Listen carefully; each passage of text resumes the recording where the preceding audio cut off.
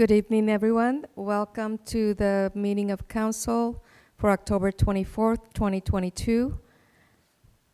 Madam Clerk, have we met all the meeting requirements? Yes, we have.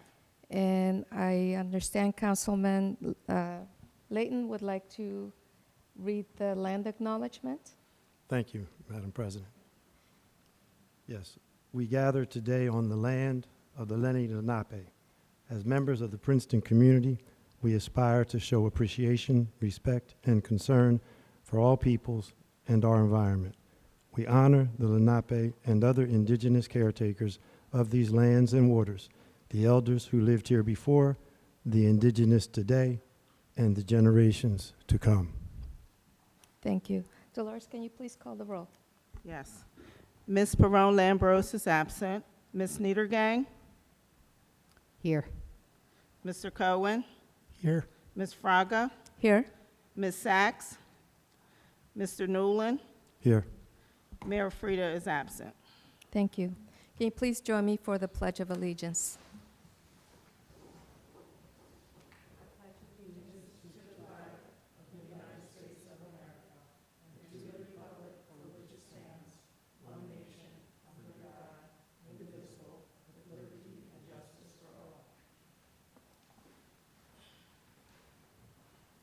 Thank you. On the agenda tonight, we have 4 sets of minutes to approve.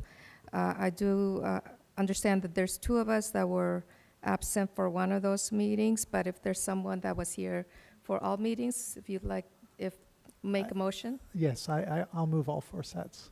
Thank you. Is there a second? I'll second. Thank you. And Council President, I suggested a small correction to the minutes of June 13th. And it has been corrected. And it has been corrected, but just wanted to note that. okay.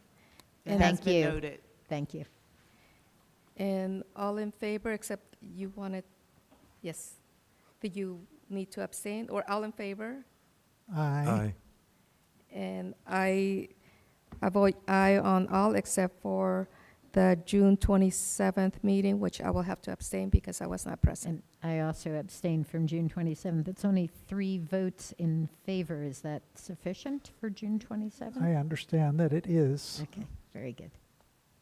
Thank you. Welcome. Next on the agenda, we have a proclamation for the Communities of Lights for 2022 on behalf of Women's Space. Would you be available to read? Someone be available to read it? I can start and we can pass it down and everybody can share in that. Thank you.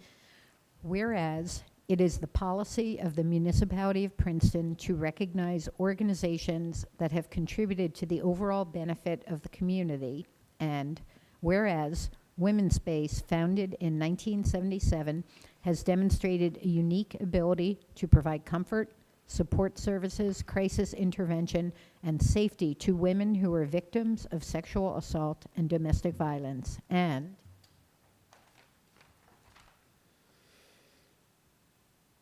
Whereas Women's Space, in the belief that peace begins at home, has asked the Mercer County community to join them in their struggle against violence towards women by participating in their annual Communities of Light project.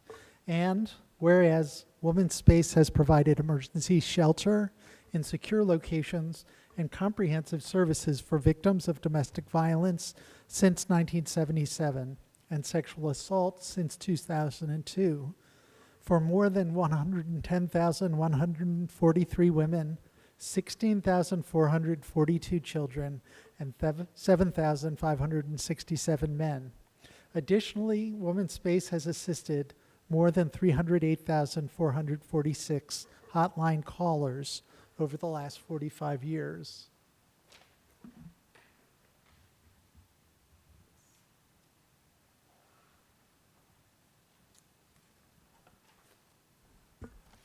Whereas the proceeds from Communities of Light 2022 will be used to fund vital services for victims of domestic violence, sexual assault, and human trafficking.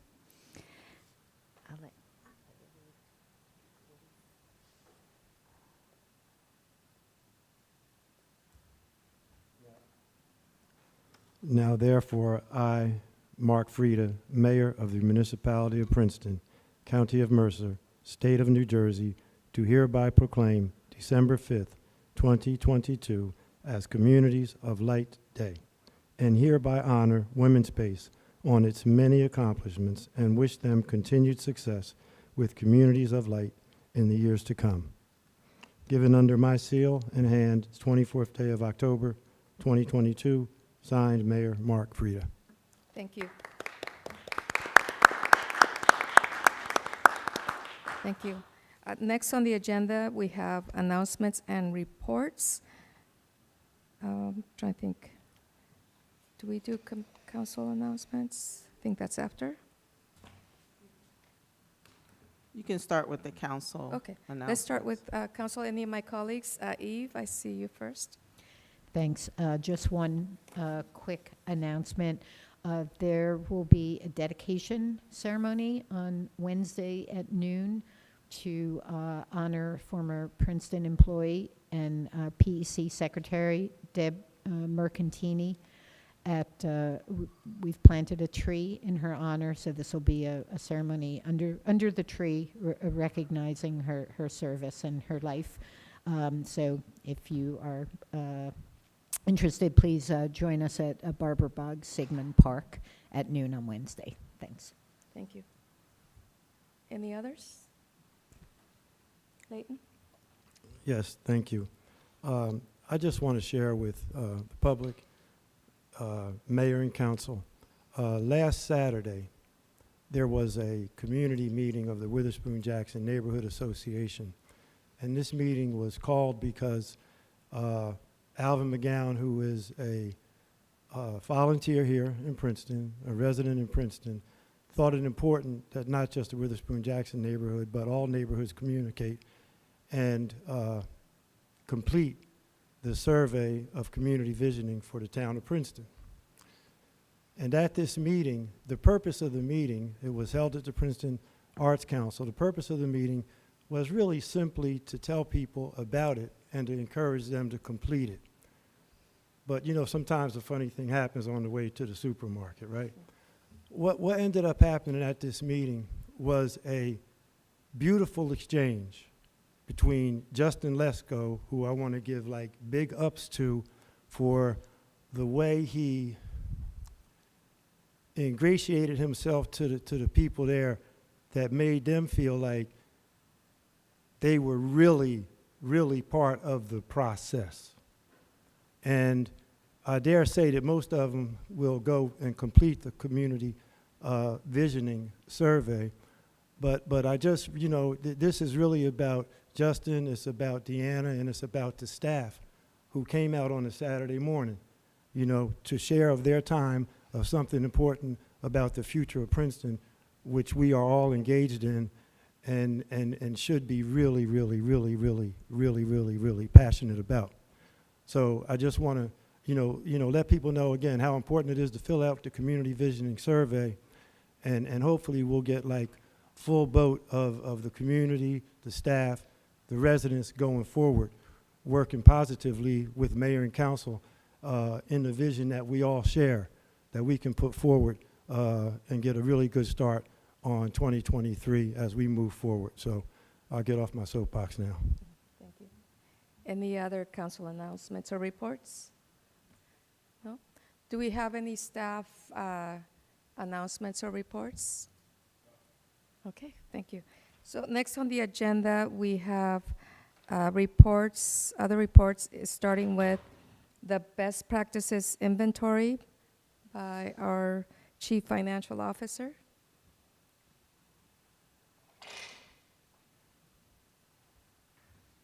Yes. Yeah. Thank you. So this is the 12th year that we're doing the best practices. It comes before the governing body for the discussion of the questions that are included in this inventory. The number of questions over the years have gone from 25 as high as 84. This year we have 66 questions, 42 of which were scored. And the idea behind this is that it depends on what our score is, depends on whether we will receive all of our state aid. So we had to score 24 or above, and our score this year was 34, so we're well in excess. There were 3 questions that we did answer no to where we lost a couple of points. One was something that we just found out. We're required to file our union contracts with PERC every year.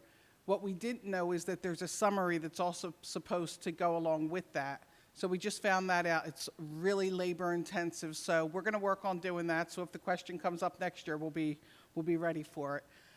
The other question that we were not able to answer yes to was whether or not our personnel manual has been updated within 3 years. And unfortunately, ours is scheduled for November, so we could not answer affirmative on that one as well. And then in the best practice section of this document, it also talked about whether or not we had an actual formal policy on electric vehicles. And we don't have one, but it's certainly something for us to think about. I know Deanna is going to do the presentation on the fleet, so maybe that's something that we talk about going into the new year. So usually the best practices deals with questions to make sure that we're in compliance with statutory and regulatory compliance in terms of finance, personnel, budget. I mean, there's a whole host of questions. I know you saw it. You saw a lot of them were unscored. One of the things that we recognize is that on the unscored questions, usually in a subsequent year will become a scored question because either the state didn't like the way the answers came or, you know, there were too many people that answered no to certain things. So if it's important to them, then they'll enforce it a little bit more for us. But that kind of concludes the best practices. I'm really glad that we're in the high end of the scoring again. It's been, every year that we've been doing this. So if council has any questions, I'd be glad to entertain them. Otherwise, Yes. I'll see you next year. No, but first let me say thank you for doing all the work and again, showing that Princeton really is on top of it. Eve, though we will always strive to do better when we can. Eve?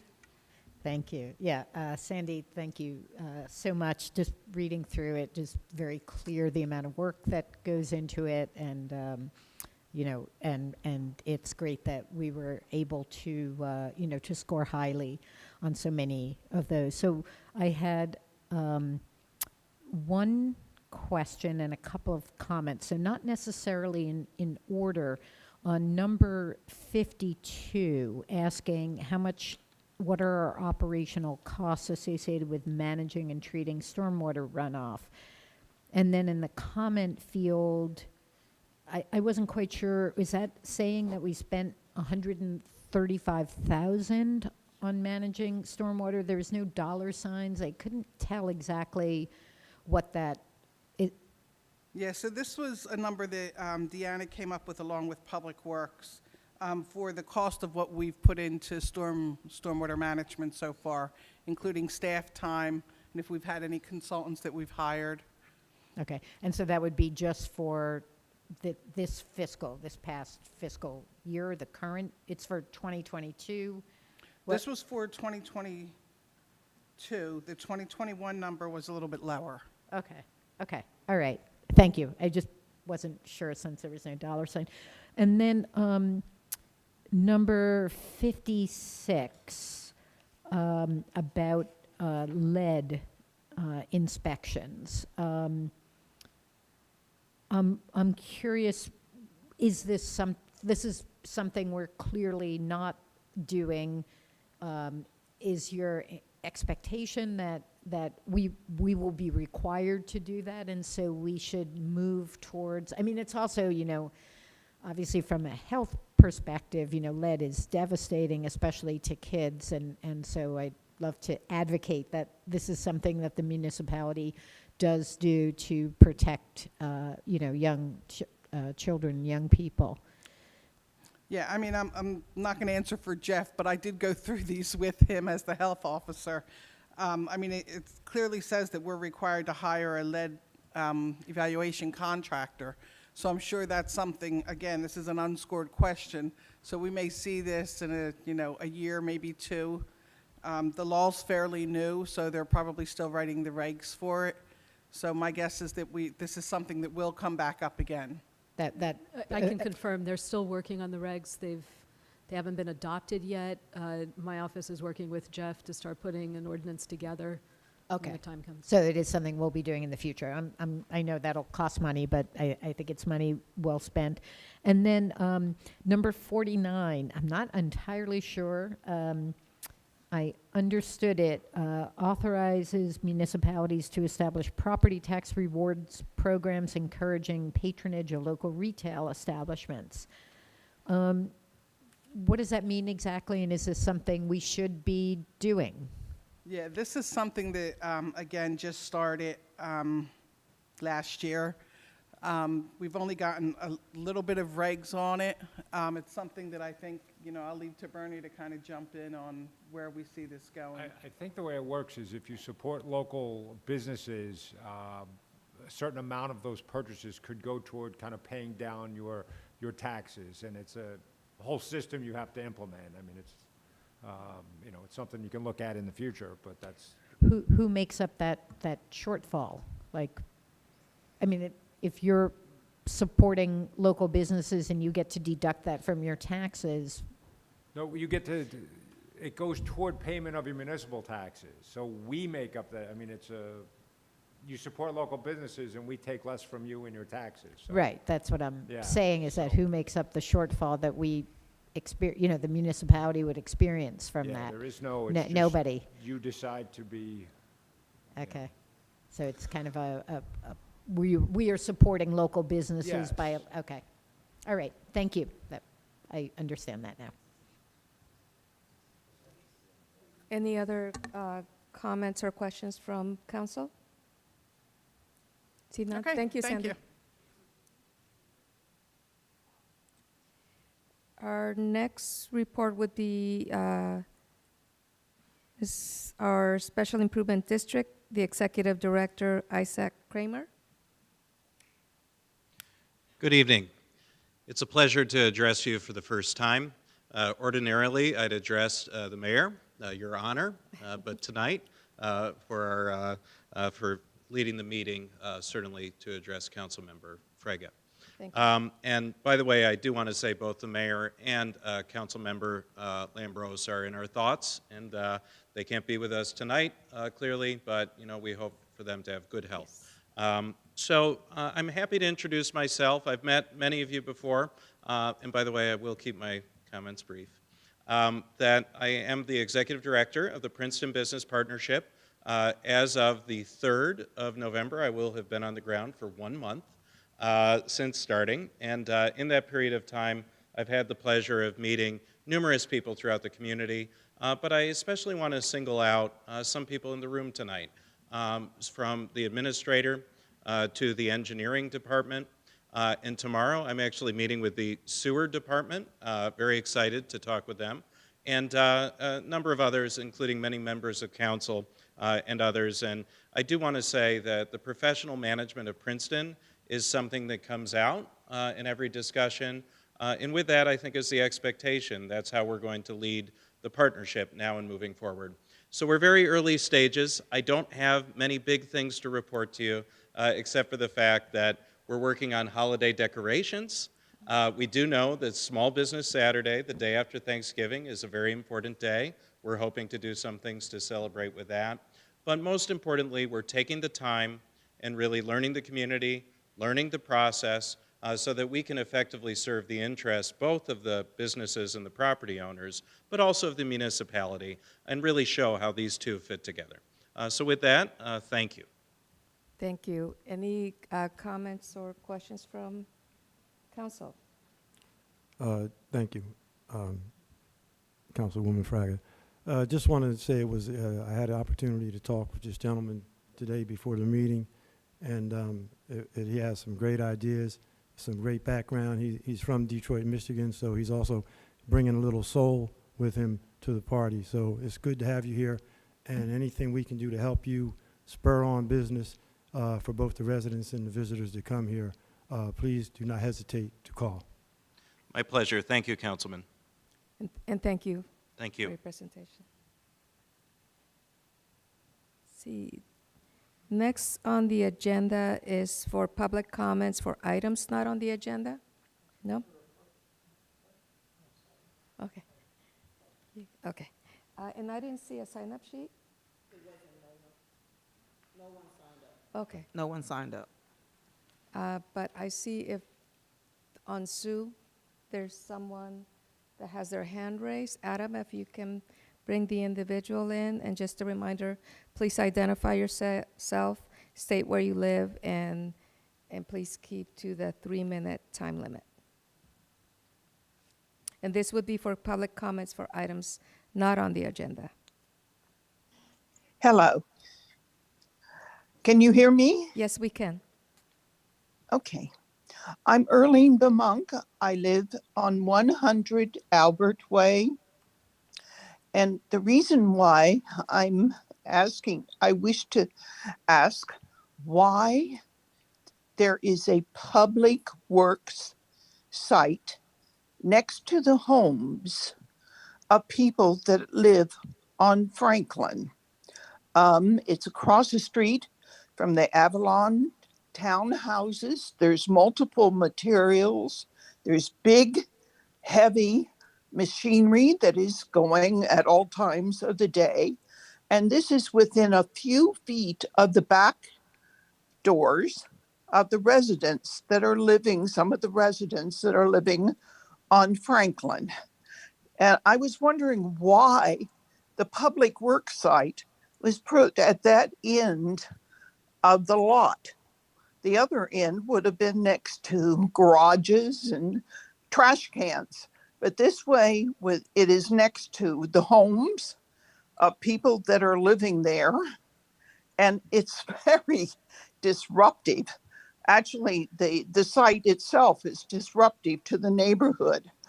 And I'm just curious to know, why it was put in that area. Thank you for your comments. Deanna, would you like to comment on that or respond? Yes, that site is currently being used as the staging area for the Witherspoon Phase 1 project. It's a temporary situation while the road construction project is occurring. There will be a shutdown of the site over the winter and approximately the beginning of December until March. Is that correct, Jim? Yes. But it is municipally owned land. It's central to the project that is ongoing on Witherspoon Street. And yes, the other end of it is being utilized as the high school parking lot because it is closer in proximity to the school area. But we can speak with Ms. Baumunk about her concerns and see if there's anything we can do with our contractor to manage the site in a different way. Okay. Thank you, Deanna. I don't see any other hands up and raised, so I'm going to close the public comment. Next on the agenda is presentations.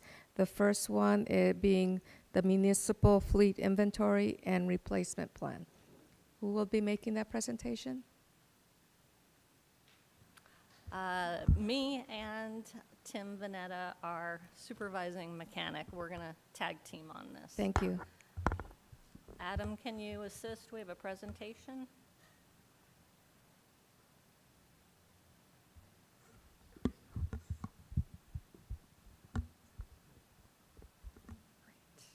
Thank you. Over the past few years, as we've been working with the Infrastructure and Operations Committee, there repeatedly come up questions about how we manage our fleet. Is our fleet right-sized for our operations? What can we be doing differently to manage the fleet? And so what we have done tonight is put together a short presentation for you to review how we manage the light-duty vehicles within the municipal fleet. talk about some of the different challenges and trends that are occurring as we look forward to our budget process in upgrading the fleet. So with that, we've separated the light-duty vehicles between the two buildings for this purpose tonight. Here at 400 Witherspoon Street, we have approximately 18 vehicles that are in use by various departments here at this building. About 9 of those 18 vehicles are used by the building department. The other 9 vehicles are then shared, whether it's engineering, rec, tax, and those are used by inspectors and other people, more on a part-time basis. The building department definitely uses their vehicles full-time during their work hours of 7 a.m. to 3 p.m. And then, like I said, the other vehicles are not used as regularly. So in this case, we have 18 vehicles, like I show here, for about 40 full-time staff. I've given more detail in the next slide so you can see how we've divided up the vehicles per department. You'll notice under engineering, zoning, and sewer, as well as recreation, there's some vehicles that are listed in an italic type. Those are more specialty vehicles, and so they were not considered in the counts that I created for the light-duty vehicles that could be shared among staff. We did the same thing with Monument. They have more people that are full-time inspection staff compared to our more office-based staff that we have at this building. So over in that area, they have 8 vehicles for 18 full-time staff. In both areas, we excluded any emergency staff, so fire safety, fire department, police were not accounted for in this number because obviously their vehicles could not be regularly shared between other people on staff. So in addition to that, we have other light-duty vehicles that are used more by the infrastructure operations groups. We've also provided that detail within this presentation. So for example, Public Works, 15 pickups, 3 mason dumps, 3 rack bodies, and those vehicles are utilized by 26 full-time union staff, 5 management staff, and 4 full-time union mechanics. So again, we're not looking at a 1-to-1 ratio for those vehicles as well. Tim has put together a fleet replacement schedule. If you want to speak to that, Tim. So as you can see, I've kind of broken the fleet down into a couple different categories. And this is just a model that I try to follow. I've found over my years, it's given the best return on getting rid of, upgrading the fleet. The old principle of run it until it's dead in the ground doesn't work as much nowadays, honestly. Especially with the effort to reduce carbon footprint. Vehicles are becoming more and more fuel efficient. The trend towards EV is coming, which we're also trying to implement as the infrastructure allows, which the infrastructure is definitely coming. So now that that's coming, we can start moving more towards full EV vehicles for the departments that can use them. But overall, generalizing, police vehicles, ideally, anything that's what I consider frontline patrol out on the road every day, keep them there for 3 years and then roll them down to the Detective Bureau or a special duty. Keep them for another 2 years. So essentially 5 years you're going to get rid of your cars and bring in new ones, which again, as time goes on, reduce carbon footprint. Even if there's still internal combustion engines, the fuel economy keeps getting better and better and better. 3/4 ton and 1 ton pickups for mainly public works, sewer commission, things that have plows on them, pull trailers. Average lifespan, about 7 years. Beyond that, repair costs start to go up considerably. Just the environment they're in. The trucks are worked hard, you know. Medium-duty trucks, the compactor trucks that you see running around picking up leaves and brush, about a 10-year life cycle on them. One, the initial cost is higher, but again, after 10 years, the trucks have a lot of hours on them, a lot of time on them, and that's when your high-dollar repairs start to come into play. 12 years, you're looking at your full-size dump trucks, your heavy equipment, your wheel loaders, your backhoes, your excavators. Same thing. At that point, the repair costs exceed the overall value of the vehicle. So this is a generalized plan. Again, there's always variables with vehicles. If you have something, I'll say a car that's 4 years old and it has a transmission failure, that's where we have to weigh out, okay, is a $7,000 transmission worth putting into a car that's only worth $3,000? So there has to be a little bit of wiggle room. But I think overall, this plan would give the most, how do I want to say, financial, yeah, best bang for the buck, so to speak. It'll lower the overall maintenance costs. And again, it keeps the town moving forward as far as reducing carbon footprint. So that's my thoughts on it. Go ahead. So Tim looks at the hours that the vehicles are used in addition to the mileage. You know, we're an 18.1 square mile town, so we're not driving the vehicles high miles. But certain departments like the police, when they're doing the overtime jobs and doing other work in patrol, they may not be driving the miles, but the engines are getting the hours on them. And as I've learned working with Tim, you know, that's an incredible an important piece of information to keep an eye on.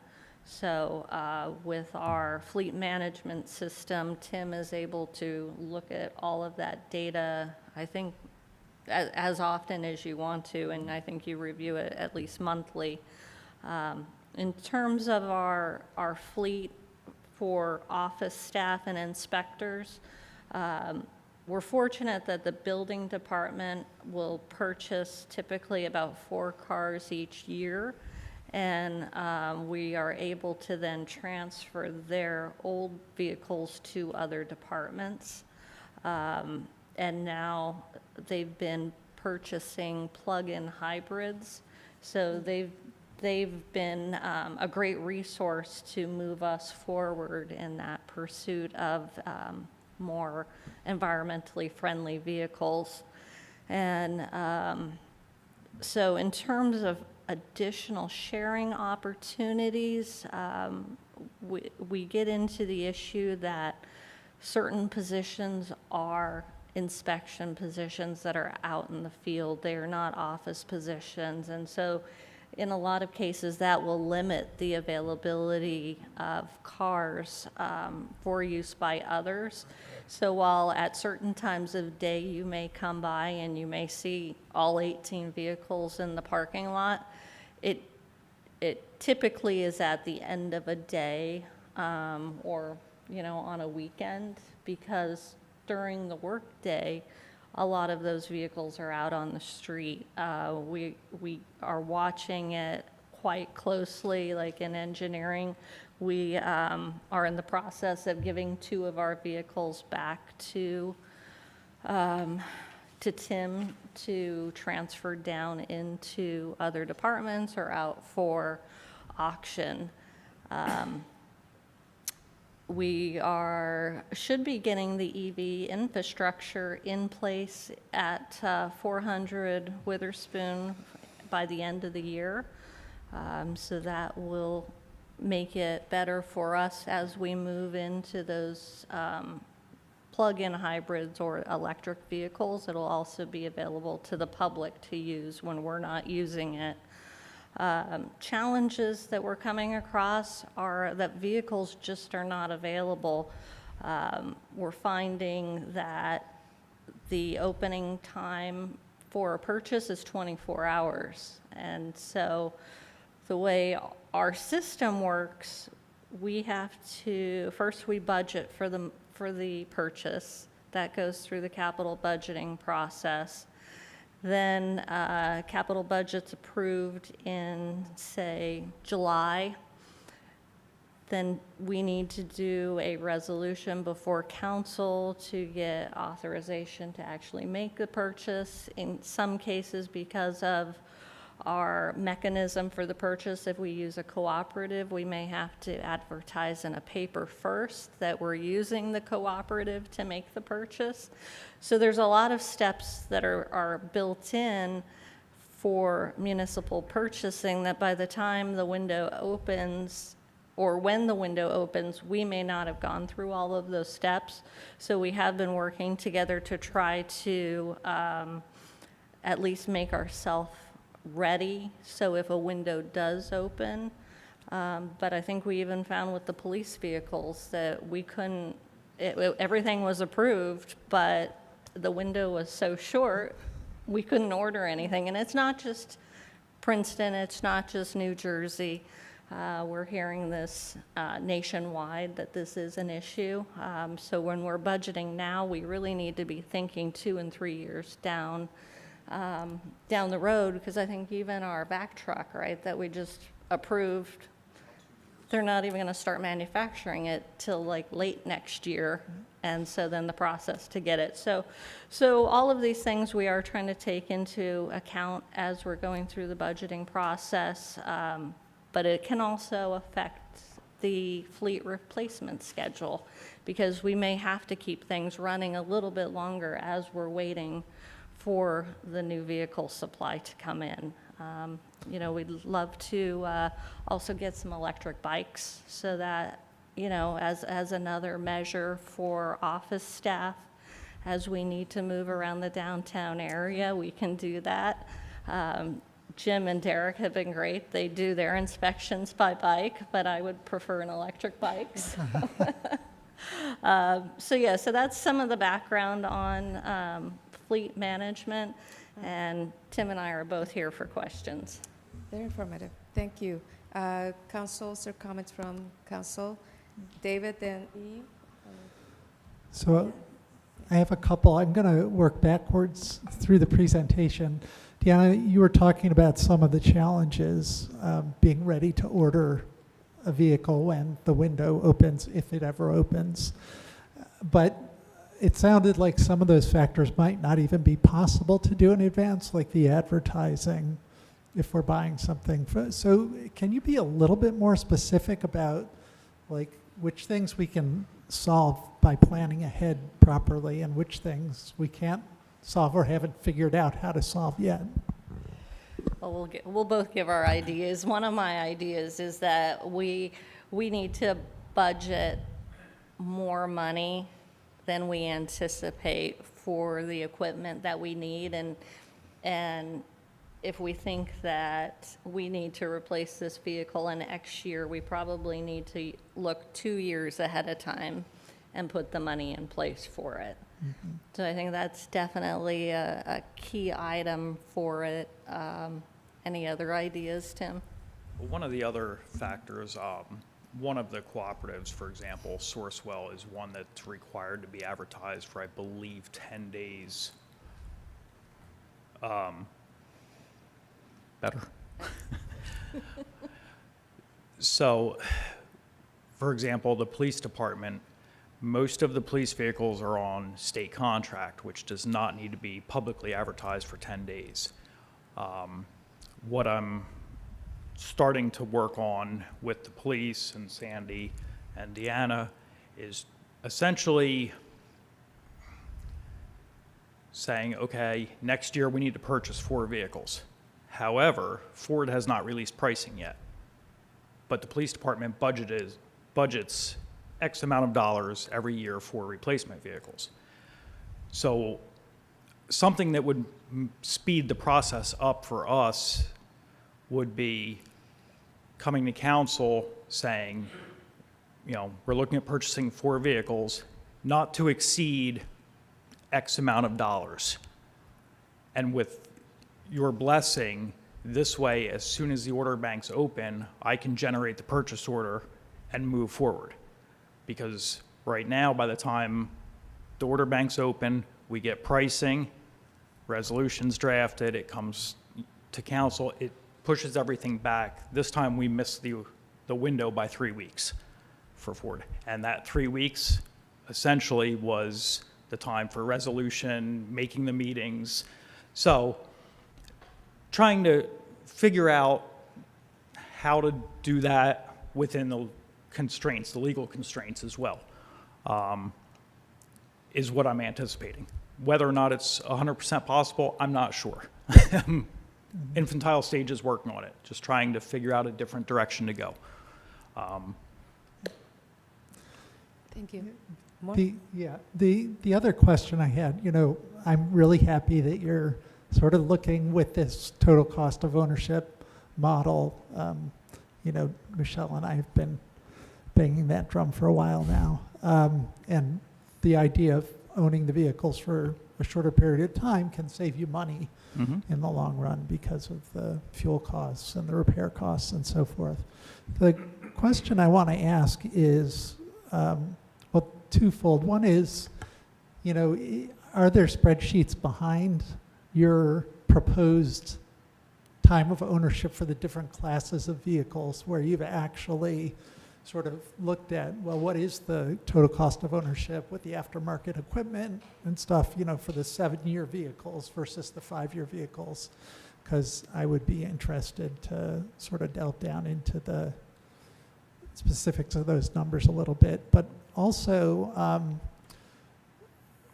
whether you're factoring in like subsidy programs and stuff, especially for the alternate fuel vehicles, because I know that there are, you know, state grants, and it's changing all the time what funding is available both federally and from the state for municipalities versus for private, you know, vehicle buyers and so forth. But that should be in the spreadsheet as well, it would seem to me, because, you know, if we can get $4,000 from the state to get an EV, it may change the speed with which we want to try and make the transition. So just, I don't know if you're tracking all that and taking it into consideration. Yeah, I'm doing my best, honestly, with it. Again, like you said, everything's changing so rapidly. But the overall, you know, total cost of ownership as far as what it costs to keep a vehicle 7 years versus 20, yes, I can very easily run those numbers. I shouldn't say very easily. I only have about 2 years worth of data at this point from this municipality. Again, a lot of it is, I've been doing this for pushing 30 years now. So that's where a lot of my stuff comes from at this point. Because again, unfortunately, I only have about 2 years worth of raw data from the municipality here. So we're moving in the direction of being able to have that big spreadsheet that I want to see, but we're a Yes. few years out. Thank you. Thank you. Eve? I just wanted, Deanna, for you to explain to those who may not know the significance of having the vehicles purchased by, oh my goodness, by the building department, sorry. It was like I know some, because not everybody knows why that's significant. Yes, that is significant because it does not factor into our capital budgeting because building purchases the vehicles out of their operational accounts. So it is a significant saving for the municipality because we do not need to incur debt to purchase those vehicles. And those operational funds are from building permit fees, not from tax dollars, which I think is Thanks. even That- more that was the important to point, most not- of the people not listening. tax money. Yes. That's it? Mia? And then Leighton. So I'm not a fleet geek like some of my colleagues, but I am really pleased to see that it seems like we're moving more towards an in-house rotation system, which hopefully would obviate the need for a vendor. So I just wanted to hear from either of you, what are some of the, how you think this will accomplish, just big picture, and I know you've touched on some of it, but just in big picture, how this will accomplish some of the same goals or fill the gaps which led council members to look externally. And then I want to hear from my colleague, Councilman Cohen, how he feels about this, whether he feels optimistic that this might actually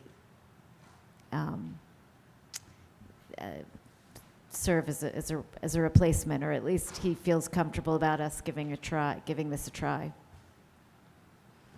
I'll start and you can help me out. So bringing in Tim as our supervising mechanic has been a great benefit for the municipality. He does have familiarity with these fleet management tools and, with his team of mechanics that he has on staff, is able to keep track of our vehicle usage and do the necessary repairs rather than outsourcing that. When we outsource the vehicles, there is typically a markup on the actual hardware and equipment that is utilized, as well as the labor costs. So to me, that's how we're managing to keep track of our fleet, and we do not need outside resources at this point to keep us on track. I'll just add, the replacement plan that I just showed is very, very similar to the one that was, I believe, presented to council by the outside vendor. And they and I had very long, in-depth conversations. We both look at the same factors when we create a replacement plan. You're looking at your total cost of ownership, your fuel cost, your life expectancy of a vehicle. So essentially, at this point, I'm doing the same thing that an outside vendor is doing, or would be doing. But we also, when it's kept in-house, we have more control. We can prioritize which vehicles need to get replaced sooner. When we own them, if I have one that instead of 5 years, I need to push out to 6 years, where if we don't own them and they're leased, you're kind of stuck, basically. Yes, you have the option of buying it at the end of the lease, but then you're back to owning an older vehicle again, if this makes sense. right now, I can take a building department car and transfer it to engineering because building's getting another car in. When they're leased, you also have, if you plan on turning on the end, you have your damages to worry about, which they will come back and say the car had X amount of damage. Where so with leasing, you kind of limited as to how much you can transfer the car department to department because your accountability for damage is much higher.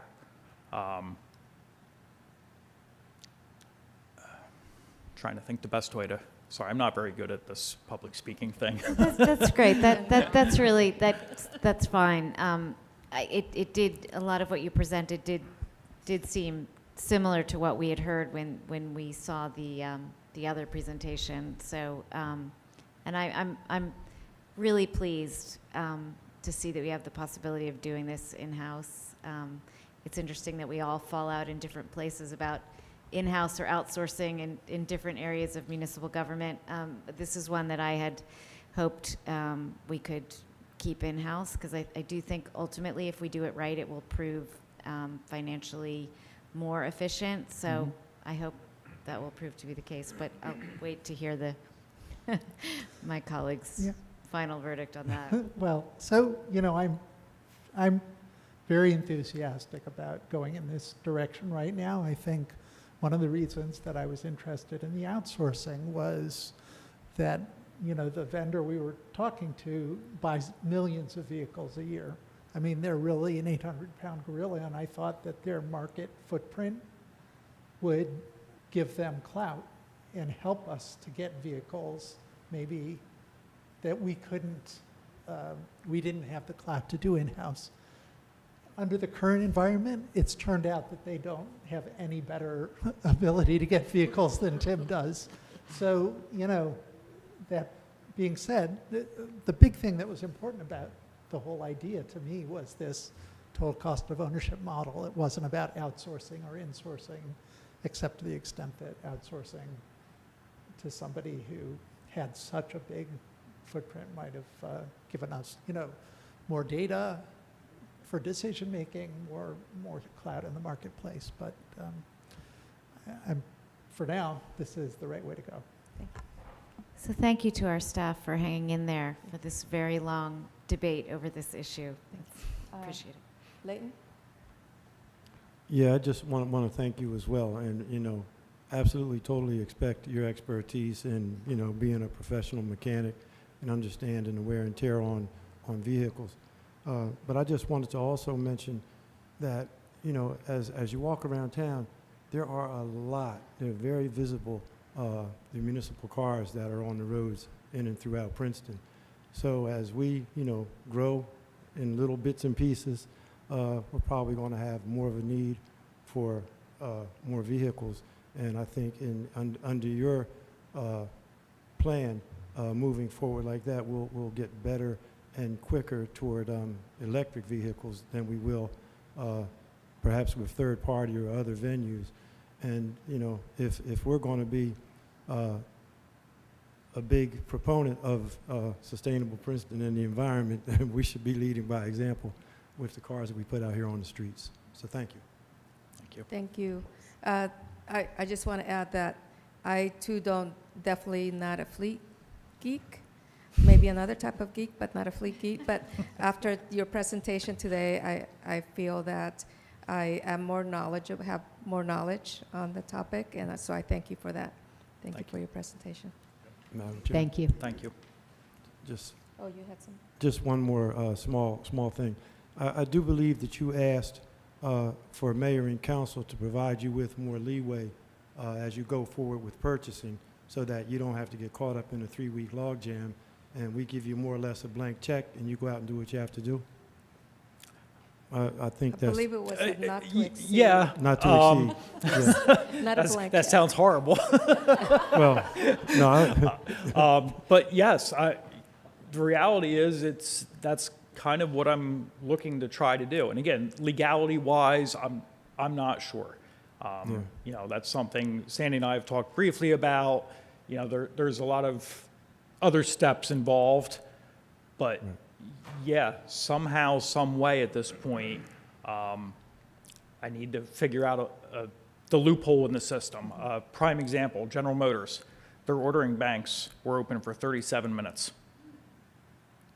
37 minutes. So that's kind of what I'm up against. Okay, thank you. I think under the circumstances, we would be wise to give you that flexibility that you request. With a not to exceed. Within not to exceed, that's right. I don't know what fool would say a blank check. Thanks, Madam Within Chair. the limits of the local public contract law. Thank you. All right, thank you. So the next presentation we have is from PSC&G's proposed 12-mile gap main and 1,354 services replacement project in 2023. If you can please introduce yourselves. I will. Adam, please.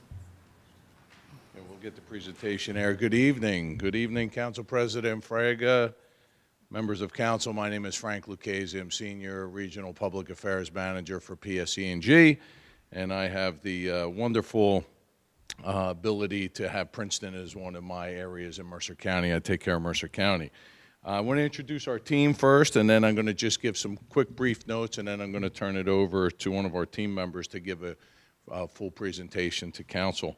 With us tonight, Scott Ryan, right here, is our manager in gas construction in the south. Dan Wister is our senior supervisor in the south. Kelly Sutter-Roy, who is our project manager and has been doing all the gas replacement project we're going to talk about today. And then Kendall Demujan, who is our outreach supervisor, who handles all the outreach to the customers within Princeton Township.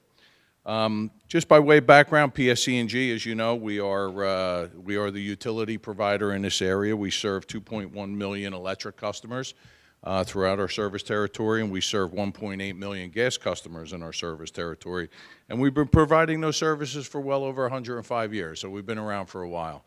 As I know you are aware, PSC&G has been working on a statewide initiative that has been replacing old cast iron and bare steel main with new durable plastic pipe that reduces the possibility of leaks and improves the overall resiliency of the system. So we do spend a lot of money on our infrastructure.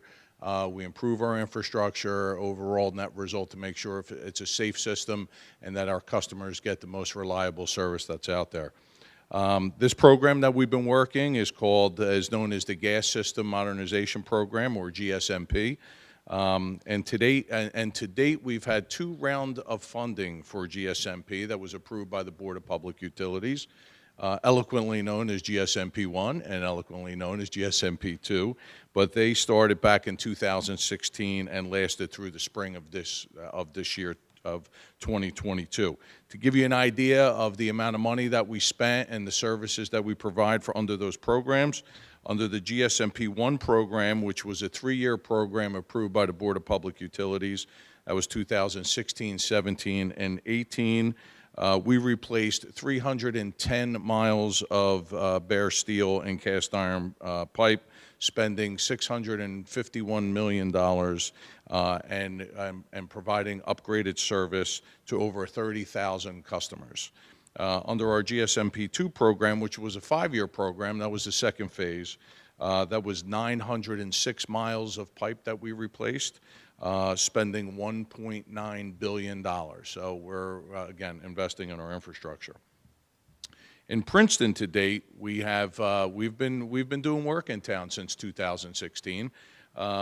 We have performed gas replacement under both programs, totaling 97,000 feet or 18 miles, and we have upgraded services to approximately 1,400 of those residents in town with either meter relocation and service upgrades, because that's part of what the program does.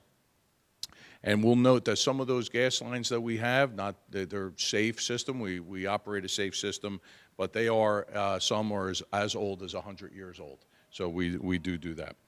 So now we have an opportunity, which we're before you today, and we've identified more work in Princeton.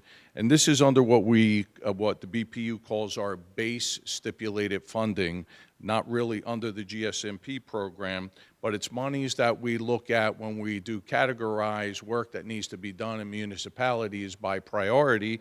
And that money that they gave us to do this work needs to be spent within the 22-23 calendar year. So the remainder of this year and into next year, all that work has to be completed in order for us to capitalize on this money that the BPU gave. So with that, the work we're going to be discussing with you tonight, and Kelly's going to get into more detail about that, is about approximately 12 miles of pipe replacement. And we talk about investment, and PSE&G is going to invest about $18 million in that pipe replacement as we start to move forward. Just a side note, I've had a pleasure working, obviously, with Mayor Frida, and please send my regards, as well as some of the members of council here. And we've enjoyed PSE&G, a great relationship with Princeton. And I have to say, not only the members of Princeton, but your engineering office and the Office of the Business Administrator have just been great professionals to work with, so we appreciate that. So we put a PowerPoint together that we're going to go over here now. Kelly's going to get into specifics, including the work, our proactive outreach that we do. Kelly will touch on that, and Kendall's here to answer questions.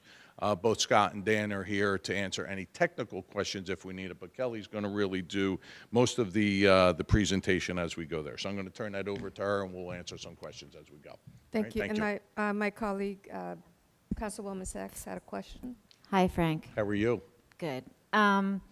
So I think you just answered my question. It's probably not what I wanted to hear, but the reason why we have to do this now is because it's money from the BPU that has to be spent. So I had hoped to reach out to you before this presentation came to council and to make and make some sort of request for an intercession to see if there was any way we could delay the work, just because our town is absolutely, our residents are reaching the saturation point with all of the work that's going on in town. Sure. We have the Witherspoon Street construction, we have the hotel. We're in overdrive with construction that's related to compliance with our affordable housing settlement. The whole town, there's a feeling of massive disruption, and we're also embarking on a major overhaul of our sewer system.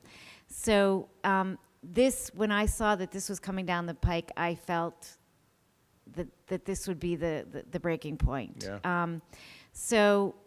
I'm just wondering, from what you've said, it seems like, to look the other way with this type of investment would not be prudent. But as your representatives are going through the presentation, if you could really try to explain how disruptive or not it will be, so that we can explain that to our residents. And also, we are going to need to be clear with them about why this is so important and how, for safety reasons, whatever, if you can explain that tonight, because I do feel like in order for us to go through as a town yet another massive project like this, we all need to really understand why. Yeah, sure. So hopefully you can explain that. No, Councilwoman, we appreciate your comments, and obviously when we do, when there's always pain involved when we're trying to improve, when construction's going on. Kelly will go over, how we identify the work that needs to be done, and there's background data on leaks and leak detection and work in a certain area. And it kind of gets prioritized in a list. So when we start to look at the funding that's available and what towns could benefit based on that priority list, that's how we got to Princeton and talk about that. And yes, there's been a lot of work and there is a lot of fatigue that goes along with it. The good and the bad. The money's here and we have to allocate it and spend it within a certain time frame. There are other towns that maybe fell below a little bit of the priority of Princeton Township. And if it's the will of the council that you're saying, hey, we just really want to give it a break, obviously we want to do the work here, but we would just go down to the next town and allocate those funds there because we have to spend it within that 2023 timeframe. Then the money goes away. So that's why we kind of really look to it's a catch-22. We want to get the work done and we want to help benefit the services to the customers. But you're right, at what cost? And you're right. Since 2016, we've been doing work, and you're doing pole replacements, and we got a lot of stuff going on. So we totally understand, and we try to minimize that as much as we can. But Kelly, I don't know if I answered that. You can go into a little bit more detail on presentation-wise. But yeah. Okay with that. We'll go through the presentation. Yeah. And then we'll get into, I have some additional information, some statistics to talk about. Yep. Yep. Further clarify. All right. You're up. Thank you. Thank you. Good evening. Okay. Am I okay there? All right. Good evening, everyone, council, everyone that's been able to join us tonight. Thank you for the opportunity to allow us to come in here as PSE&G. The first slide is just a quick overview of our gas system modernization replacement work. As Frank discussed, our goal here is to upgrade our aging infrastructure, not only the mains and the grounds, but the service connections to our customers across Princeton as this work is identified.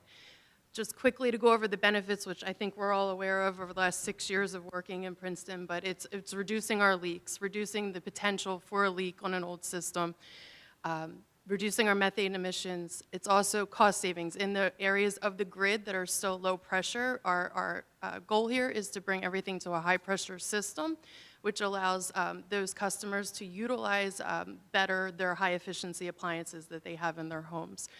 And also it's the enhancement of our safety and our reliability. With the reduction of the gas leaks, obviously we're minimizing a risk of potential catastrophic situations, as well as part of our stipulated program with the BPU is to continue to move meters from the inside of a premise to the outside of the premise. That allows us for quicker access in an emergency situation. We wouldn't have to gain access inside. We'd be able to shut the gas off between the curb and into the premise and the property much more quickly than we're able to now if the meter is located inside. So just a quick couple points of the benefits of us continuing to do this work. Do you want to go to the next slide? So the next couple slides are just a visual for everyone to understand the steps that we go through with this replacement work. First step is we're out there, we're digging a trench in the roads, we're getting ready to install that new plastic pipe. The next step, obviously, is putting that pipe in the ground, as well as the service from the street to the home, the outside of the home. 9 out of 10 times we're trying to utilize existing infrastructure, inserting in our existing steel or cast iron leading up to the house to minimize the impact to the customer. And then our next step is to connect that new service from inside, moving meters to the outside, connect our service, and the downtime for a customer in that perspective may be a 2 to 4 hour window where we have to disconnect from the old service, connect to the new service. And then you can go to the next. And then this is just everyone, what they're going to see as we progress through the grid with project work is temporary restoration. We do a base to grade repair of our patches, our trench, to allow for appropriate settlement time, depending on the time of the year we finish, and then we move to the next and final step, which is the final restoration. This is when we're coming back to do a mill and pave of the roads. We do have to allow for appropriate settlement and weather. We work through that process with the town as well. So it's just a real quick, high-level overview of our project work. And then on this slide, I'd like to dive into this specific map that's been identified. Like Frank mentioned, it's about 12 miles of work throughout Princeton. There's approximately 1,400 customers that would be impacted and businesses as well. About 70 streets overall impacted, and we are looking to start this work in January of 2023. Just to kind of dive in to the overall map, put some numbers in perspective. Not only is this critical that we start and finish this map due to funding, but it's also a critical grid that was identified in 2019.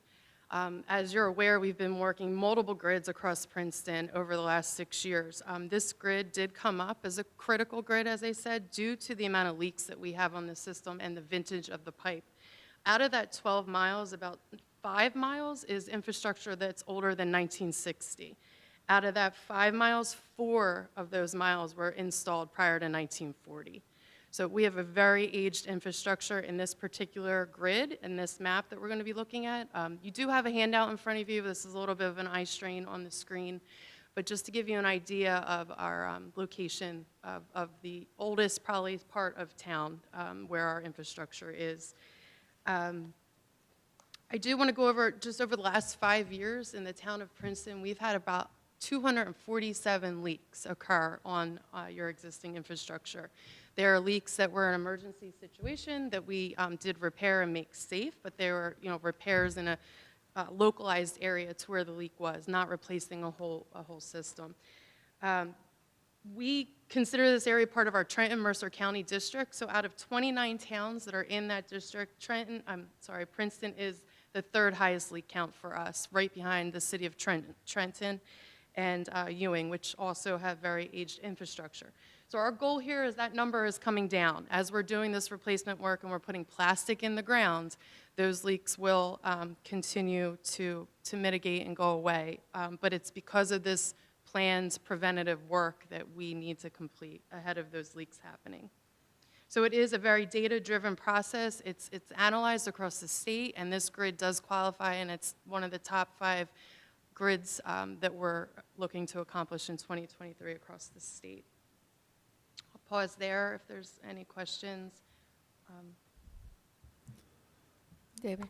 Yeah, I just, the picture you had of the final restoration looked like it's the whole road. Is that a safe interpretation of that picture, or in some cases are you only repairing the trench and leaving the rest of the road in? So we work through those agreements ahead of time, and then we reevaluate. So what we walk into this permit application with the City of Princeton is dependent on the status of the street. If it's moratorium, it would be restored curb to curb. If it's not under moratorium, then depending on where our excavations are, it's curbed to the extent of the excavation, which is half road and or full width, depending on where we're at. So it is dictated by our actual method and excavations at the end of the project. And that is a stipulation with the BPU. The expectation of this program funding is in the pipe and the infrastructure. So we are audited, and everything that we do in restoration is vetted through, and it's a process part of the overall. Yeah, and part of the reason I was asking the question is in regard to Ms. Sachs' comment, it could be a sweetener to some of our residents that they'd have a brand new road afterwards, for the disruption. But it sounds like that's not something we can consistently it's not a consistent represent. Well, yeah. Okay. We do work together with PSC&G, and in our review of this application for the pipeline replacement, Jim will show some of the considerations that the engineering department is putting together as we put our permit package together. Because some of the work, for example, on Witherspoon Street, there isn't the need to repave that road because we will be continuing on with phase 2 and phase 3 of improvements. So PSC&G in the past has worked with us to swap some of those paving areas so that we can get full width paving on certain streets. So we're definitely considering that as we move ahead with PSC&G, and they've worked pretty well with us in the past. Okay. The purpose of this slide is just to show everyone in here that the critical path for us with this project, there's been a lot of coordination up until presenting with you tonight over the last year, I'd say, specifically around the Witherspoon Street area. The block between Nassau and Spring, I just want to note, was completed by us early this spring ahead of your work on Witherspoon. We coordinated to get that replacement section done ahead of time. Where we're at now is the balance of this grid, which the limits are up there. So moving northern limit of Franklin Street, southern to Nassau, western to Palmer, and eastern to Chestnut, just this small grid. You can see there's a bolded circle at the top of the Witherspoon Street. That is a regulator that's keeping that system with enough pressure to service our customers and our businesses. In order for us to allow you to continue with that project, we have to replace this infrastructure because it's very critical. Any damage, anything that could go wrong with that regulator at that location would be a loss of that entire grid for a gas service system. So we are working to, again, make this our critical path, to work with the engineering team, to work with the police. We're looking to start in January, and we're going to provide a more detailed schedule. We're working very closely, like I said, with everybody. I just kind of wanted to give everyone a visual tonight so everyone can understand that this is our main focus going into the beginning of this overall grid. I don't know, Scott, if you had anything you wanted to add from a technical. Hi, good evening. So understanding that the residents have been through, and we've been out there, right, side by side with you on Witherspoon Street, because of that sensitive regulator. We've actually had that staffed 24/7 for weeks at a clip.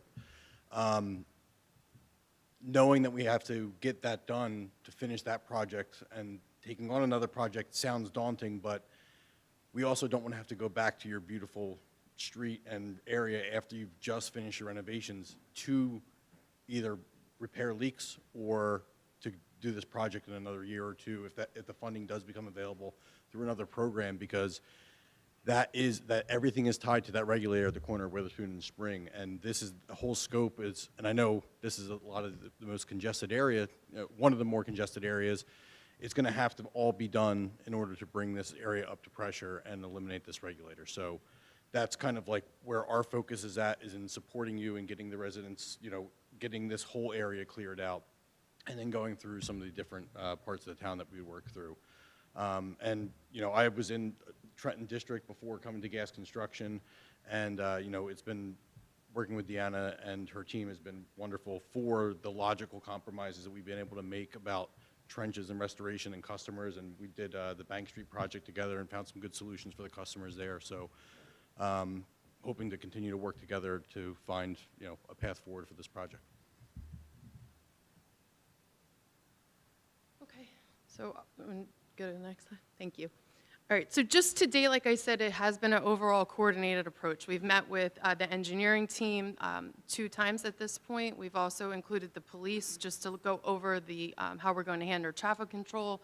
There are certain areas that we feel may be more prudent to do with night work, so we've gone through a lot of that to date. I just wanted to touch on some things that we will continue to do as the project starts, as far as weekly communication and updates. Weekly updates to the Princeton Engineering and Police. Each Thursday, we send out an update for the next 2 weeks, what will be going on, where we'll be working. We're going to have a touch point on that weekly basis in the beginning of the project to make sure we're all on the same page. Everyone is getting the information that they need, and anything that changes in the real time with the construction, we'll make sure that an updated email goes out to everyone. We would continue with a bi-weekly touch point with the whole team, PSE&G contractor. At those meetings, we'll go over any safety traffic issues, our outreach, any ongoing resident calls to our hotline, any construction updates, and then just an option for a roundtable. We are also beginning the process. Kendall is going to work with the City of Princeton with Constant Contact, how we can utilize that. That'll be the first time we would look to use that platform, this project. And then new as well, we're going to look into utilizing Tap Into Princeton. It's just 2 more new platforms for us to reach the community and communicate what's going on with the project. Additional next steps we also have is working with the team after tonight's presentation to set up a meeting with the Princeton Business Partnership, as well as the Witherspoon Jackson Street Committee to present and go over any questions or concerns with them. And we also are looking into setting up a meeting with the Palmer Square Management Team as well. So there are just 3 more points of contact with the community that we're working on getting scheduled, hopefully by the end of November, to touch all of those points. So just the next couple slides are examples of our outreach program. At this point, I think, we're 9 years into this work. We've made a lot of improvements. We've learned a lot of how to touch base with our customers ahead of time and throughout the project. So these are just some quick examples. Ahead of the project starting, at least a week, 2 weeks out, the residents would be receiving a door hanger and a letter stating the overall work that we're doing, why we're doing the work. If you can go to the next slide. The next point of contact is an orange door hanger. This is specific to those service appointments at the actual resident with the homeowner. They would get this ahead of time. We schedule those appointments. They know we're going to be on their property. We work very closely to work with customers' schedules, including the businesses. So we can go to the next slide. This is a restoration postcard that we introduced this last round of our program. We send this out when we know a street or a group of streets is completed and is in temporary restoration phase. Residents know that we didn't disappear, that we're acknowledging this is temporary, and that we would be back to perform final restoration. And then all of those documents we just went over have all of these points of contact on them. So we have a dedicated construction line that is managed and maintained by Kendall. It's not a customer service number, general number. It is a hotline specific to this project. We return calls and inquiries within 24 hours. They can also contact us through an email, and then we also have a website where the residents can go onto this website. They can choose Princeton. I think if you go to the next slide, it's kind of a quick snapshot of our website. Yeah, sorry about that. So this is an example of our you can go back, of our website. The customer would be able to do a drop down, choose the city of Princeton. On that website, they'll see the street list, and they'll have a status. It's color coded, red, green, blue. In progress, completed, not started. And just a couple useful, if you look at the orange arrows to the left, these are just great little tidbits of information that they can also get if somebody's not comfortable calling or sending an email. They can see a lot of information on this website. What Frank was saying too is we do offer all of these outreach documents in multiple languages. I know that there was a question about Mandarin, which I believe we did do the last leg of our project, so we have those letters prepared and ready to distribute upon the, prior to the project starting. And this is just a quick, before we start the video, it's something that's on our website. I'll pause if there's any, you can enjoy the video. I'm sorry.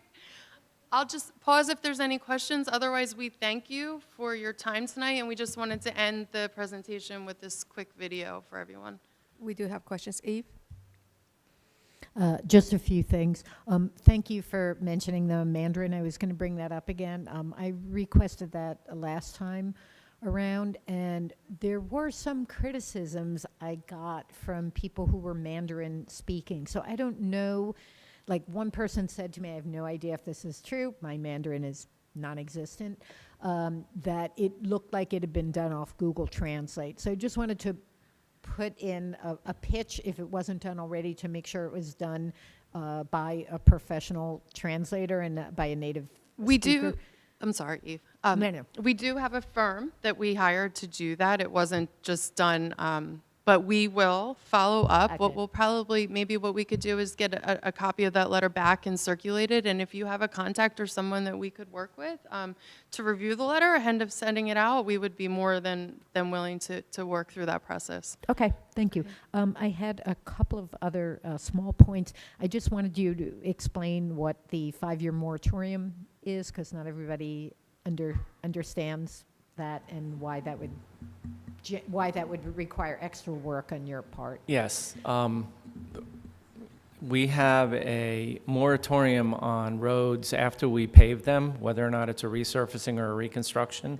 There is a 5-year moratorium on cutting into the roads. So if anyone has to come in and cut into the roads, we'll require them to restore the road to its condition by paving it from curb to curb. If it's older than 5 years, the restoration requirement is just that they repair the trenches that they have dug. And in PSE&G's case, as Kelly said, they repair from the curb out to the outer edge of the trench, depending on where that trench is.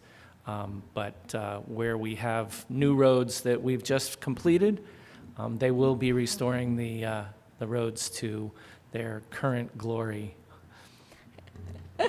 Thank you, Jim. And I just want to say that my neighborhood was done, I don't know if it was 2020 or 2021, a time during this pandemic is very fluid. And, you know, it was done with the utmost professionalism, courtesy. All the notices that you mentioned were delivered, and the noise, which I had been dreading when they worked on my street, was really only bad when they were right outside my house. So really compliments to you or the contractor that you used. And as we came in, I was joking with one of your colleagues about, oh, you're here to tear up the roads. And I understand that there's actually a point beyond tearing up the roads. But with any good thing, there's pain. And so, you know, it not to minimize the difficulty that there will be, you know, while your street is being done. But, you know, at one point I had to leave while the trench was dug, and they got out a steel plate and they put it in there so I could back my car out. So as you say, like, I mean, I had to wait 5 minutes, but really, you know, you will have access to your house, which is, you know, to the street, and be able to get away, and that's really important. So it's just, you know, not a pleasant task, you know, to sit through as a resident, but really, you know, everything was really done with a very high level of professionalism, and, you know, it's great to get the gas meter outside the house. Now they don't have to ring the bell when they want to come in, and the dogs. No. So thank you. I just had one other quick well, two other very quick comments. One is, do you use social media at all for this, like Facebook, Nextdoor? We do. We use Facebook. Okay. That's the platform that we're utilizing right now, Okay. Besides the other ones that I mentioned. I know that in the past we were utilizing, I think we were doing some Twitter posts, but I think that that's kind of died out. Okay. But Facebook and working with the town page, Great. the website that you utilize as Right. well. And my final question is, I could be misremembering, but last time I thought that there was a single contact person. I don't know if that would be your colleague here, but actually having a name as well as a number is, I think, mentally really helpful for people. So I know I'm going to, you know, call a specific person and it's not an anonymous line. Yeah, so the Kendall is technically through that number is her line, and I can let her speak to that a little bit more, how she manages that. Thank you.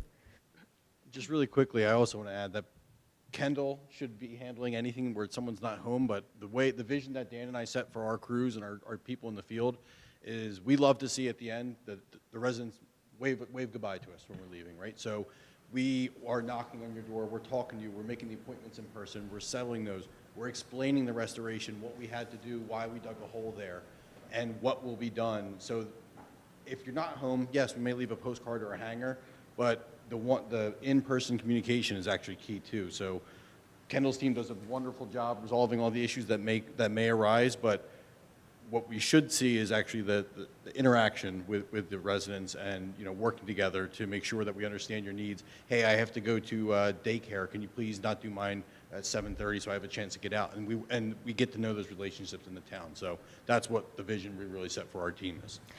I'm just going to have one more quick note. There are still a lot of residents in town who are very concerned about COVID. So I ask that when people are going to come into the house, that they have a mask, a face covering available to wear, and ask don't make the resident request that, which can be uncomfortable for some people, but ask the resident, would you like me to wear a face covering? I think that would be, that was something that a number of people had mentioned to me previously, that they were, you know, that they had to ask, or that it wasn't always available. So that would mean a lot to some of our residents. Understood. We'll take that back. And PSE&G has been following the strictest version of the New Jersey or CDC or whatever the policies may be, the county risk schedule. So we've been still very tight with our COVID policies.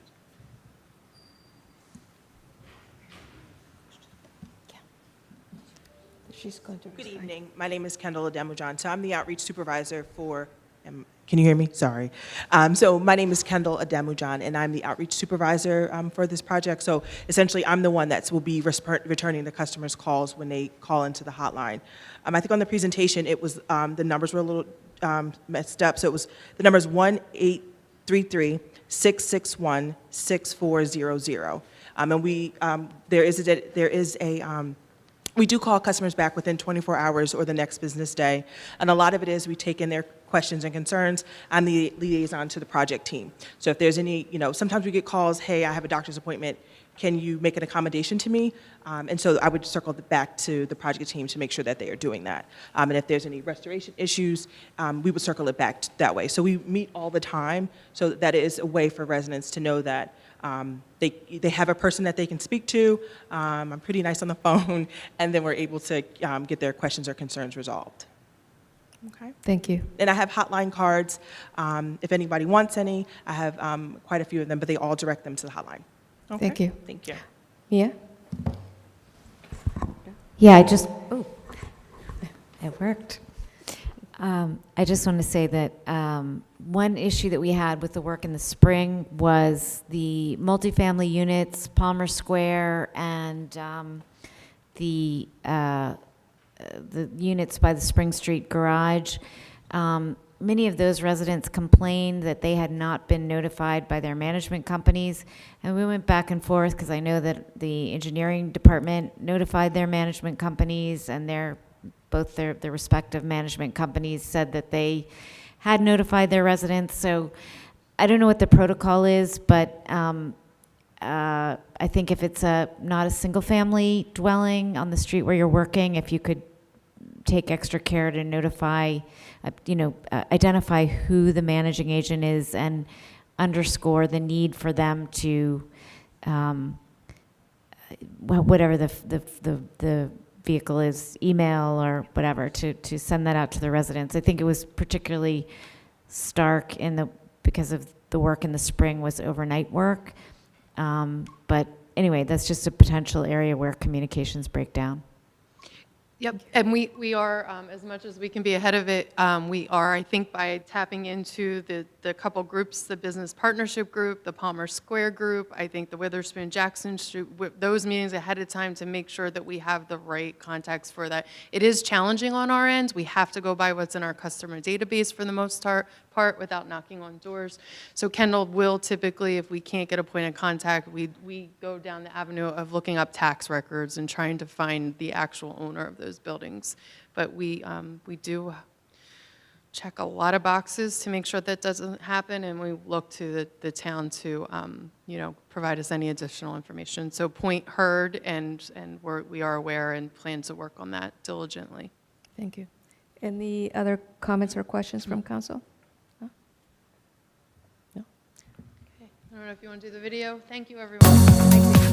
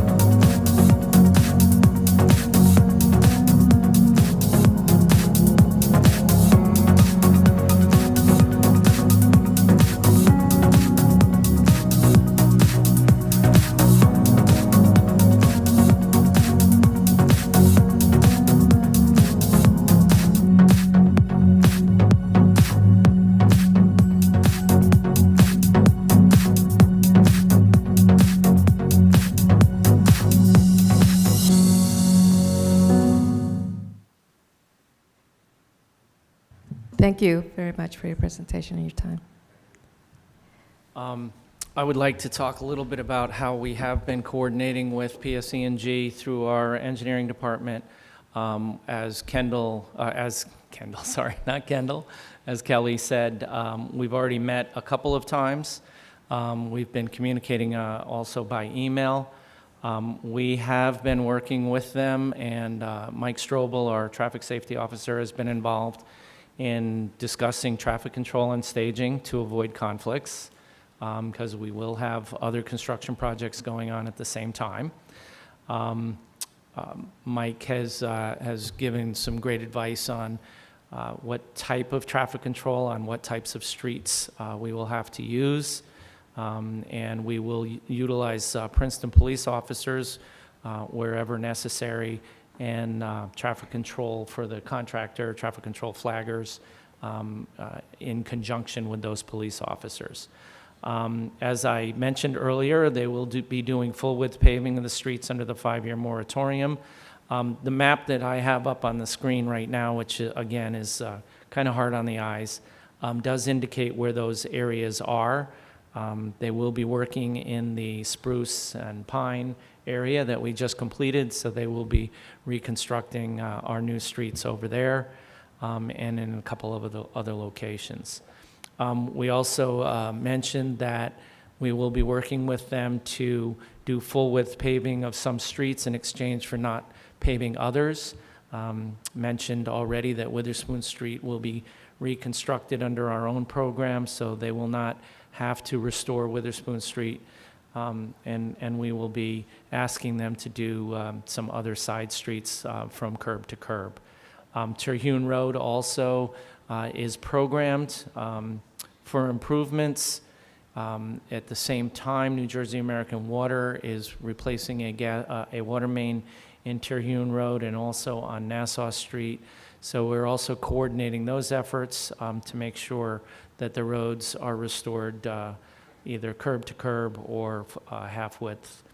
And we're also working with them on coordinating all of the other considerations that come into play, like where laydown areas will be, how our residents who have to park on the street being accommodated. We're discussing with them potential permits for the parking garage or for the Westminster Choir College parking lot, particularly for Humbert and Greenfield, where the resident, Greenview, sorry, thank you, Greenview, where the residents have to park on the street, most of them. There will be nighttime construction. As we learned last spring, it is better to get them started earlier so that the noisiest part of the construction, which is jackhammering and excavating, is done before people go to bed, and then they can lay pipe through the night. Although it's still disruptive, we will try to minimize that. We'll be coordinating with them to make sure that things like graduation and Princeton University reunions and other events are not impacted by the work. And we're also working with them to make sure that they're communicating with the homeowners associations in the private road communities that are also being affected. Just so everyone knows, these are the list of the roads that are affected. And I put them in alphabetical order for you, Eve.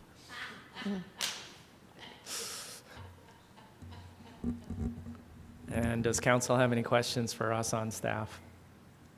Any questions for staff? Yeah. To David's point earlier about the sweetener of the potential road repaving, I'm just wondering, you know, we have the bicycle master plan, which, of course, mandates certain bicycle and pedestrian infrastructure improvements be made whenever road work is done. So I'm wondering how many of these roads that impacts.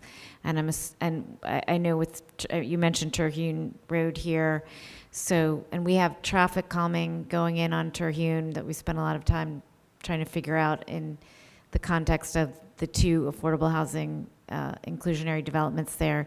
Is that being staged appropriately in conjunction with this? Those are a bunch of questions. I'll take them all at once. Yes, we are. We're working very closely with them and determining to what extent they must restore roads knowing what we are planning to do and what developers are planning to do. So, for example, Terhune Road is a perfect example. We know that a developer has already committed to widening the road and putting in bike lane on one side. We're going to be moving forward with a bike lane on the other side and improvements to the shared use facilities up to Grover Avenue. New Jersey American Water is going to be replacing their water main. They typically pave from curb to curb. So we're going to be doing some trade-offs with them as well, because we don't want them to pave curb to curb in the section from Harrison to Grover, but we do want them paving curb to curb from Grover on up to Meadowbrook and beyond. So there'll be some trade-offs going on. We're working our resurfacing program in conjunction with all of this to make sure that we get the biggest bang for the buck.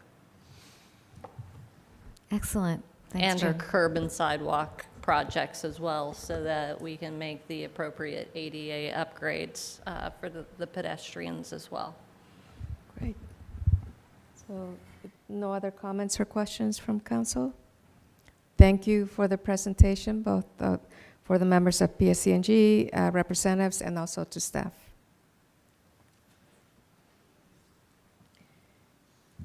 Next on our agenda is a correspondence request for a municipal-funded sanitary sewer main extension project.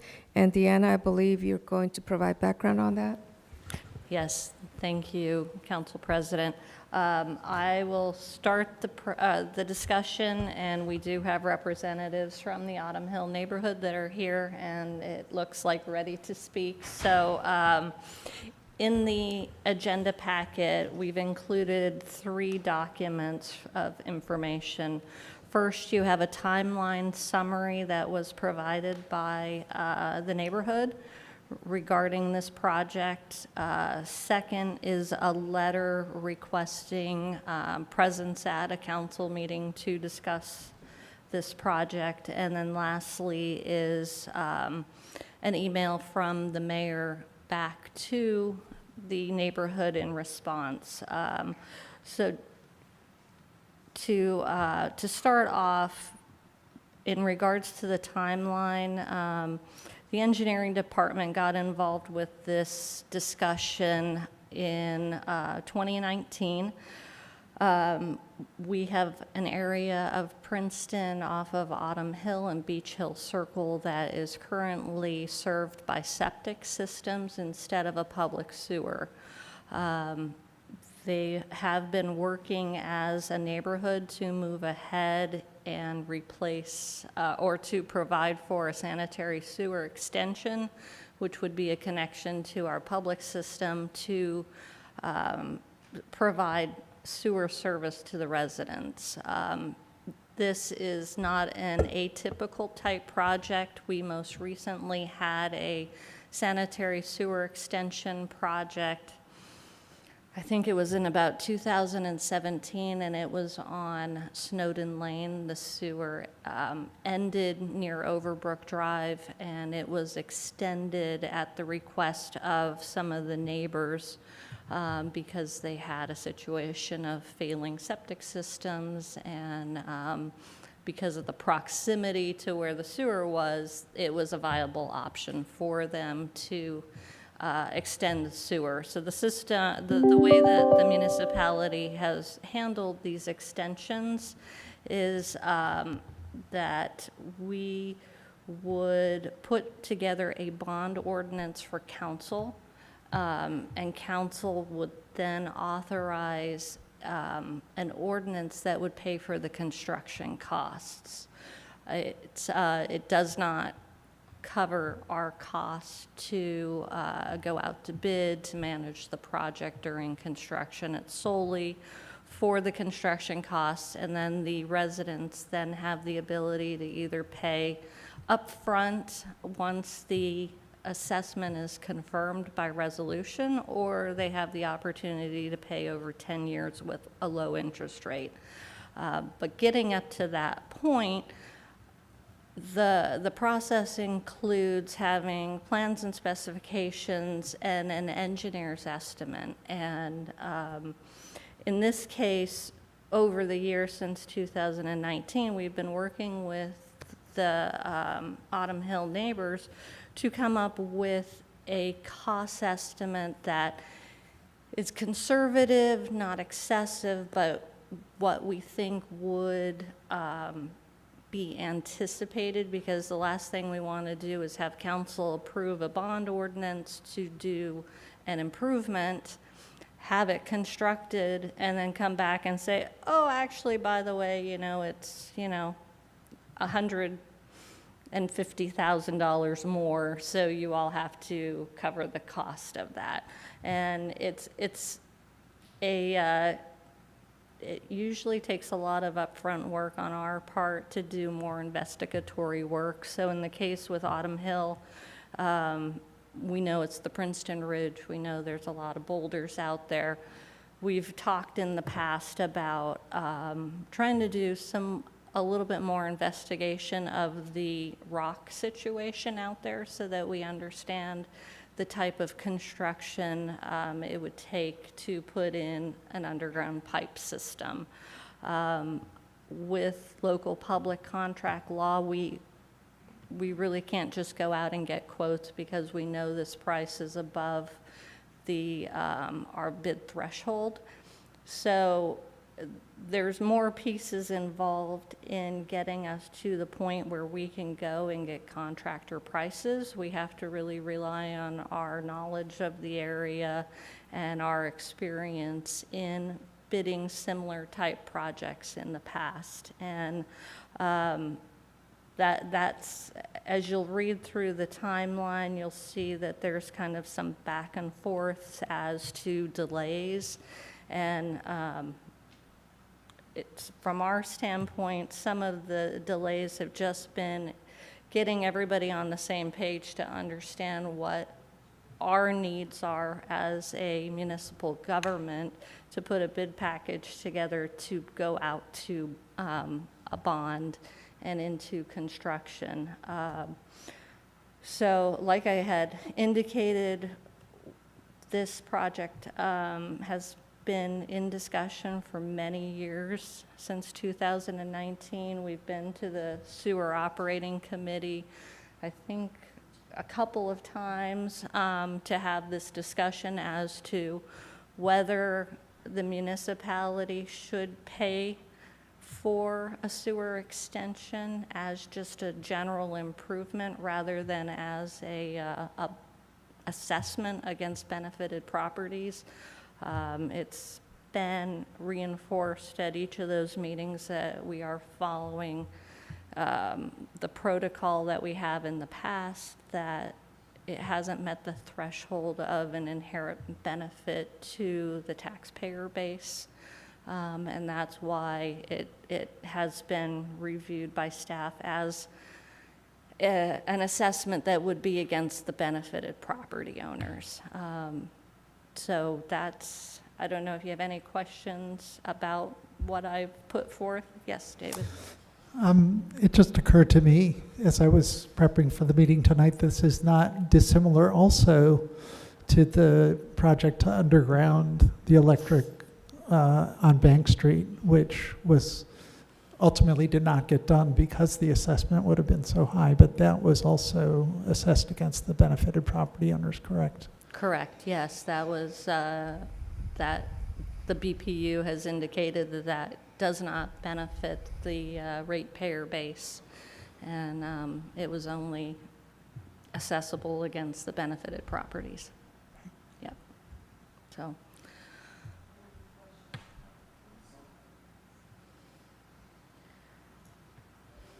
I'm wondering why it's being brought to council since it's, I mean, was the Bank Street project, I mean, that was prior to my time on council, but I don't know that that was actually brought to council as a request for the town to pay.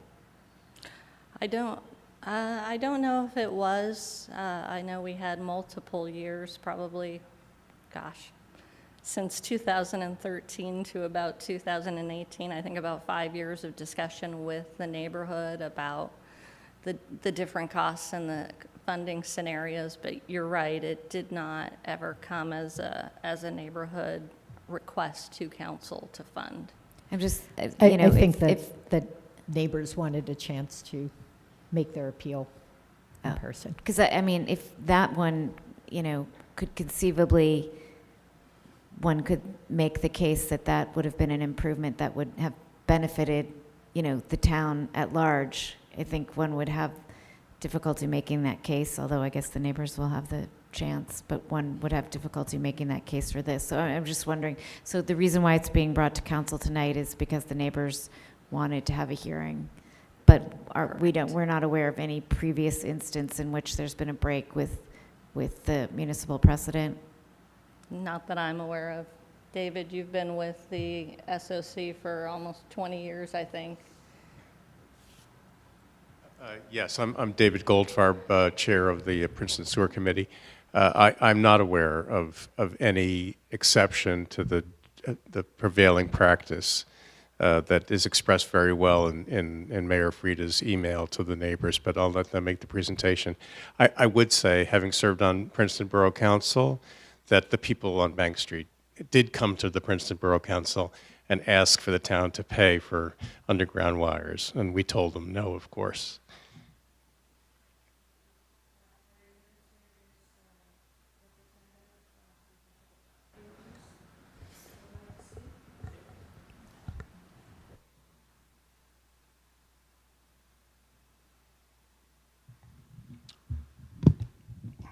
Evening. Thank you for allowing us to be here. I'm here with my friends and neighbors. I'm sorry.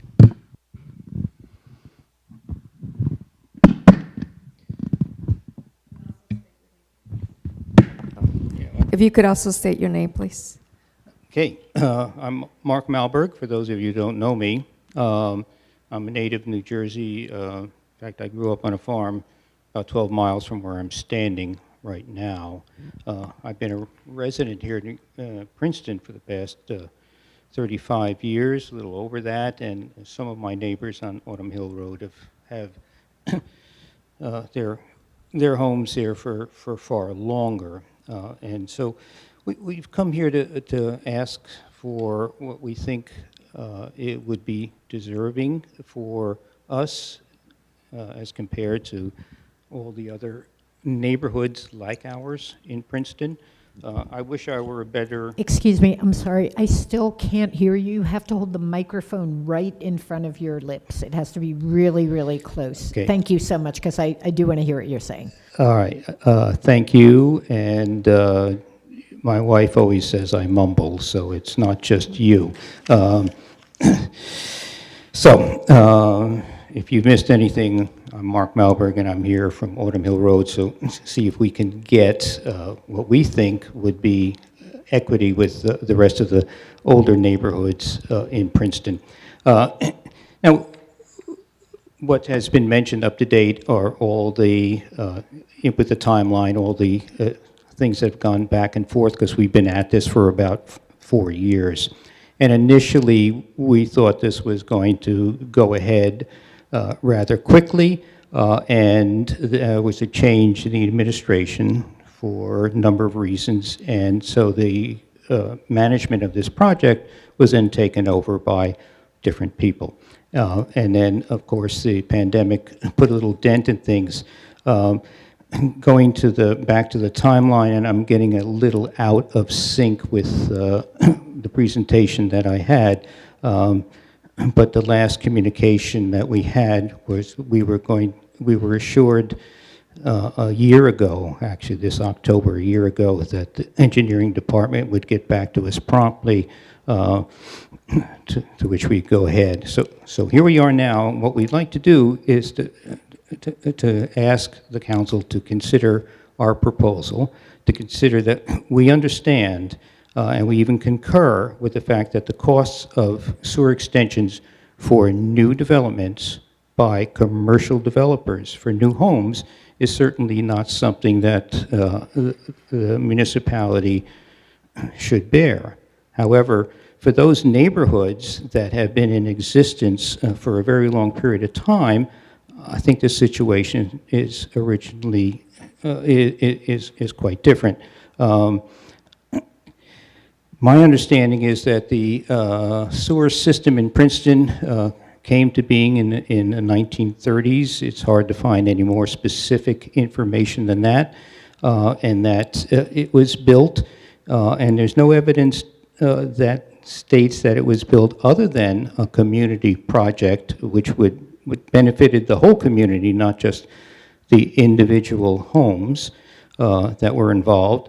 The system apparently emptied out into an open environmental field at the end of Elm Road back in the 30s. Well, obviously that became unsustainable, and so on the basis of that, the Stony Brook Regional Sewer Authority was created by 5 municipalities. It was us here in Princeton, South Brunswick, West Windsor, Hopewell, and Pennington, and came online in 1978 in their recognition of the material environmental benefit of sewer treatment over septic systems. And trying to claim anything to the contrary of that advantage really doesn't have a basis in fact, and would belie the effort that these 5 municipalities went through and the expense to create a facility serving all of those communities. We are in a unique situation of having proximity to this facility, having the occasional annoyance of the noise, of their fans, of the smell. We are just a few feet away from being able to connect, but haven't ever been able to connect to it.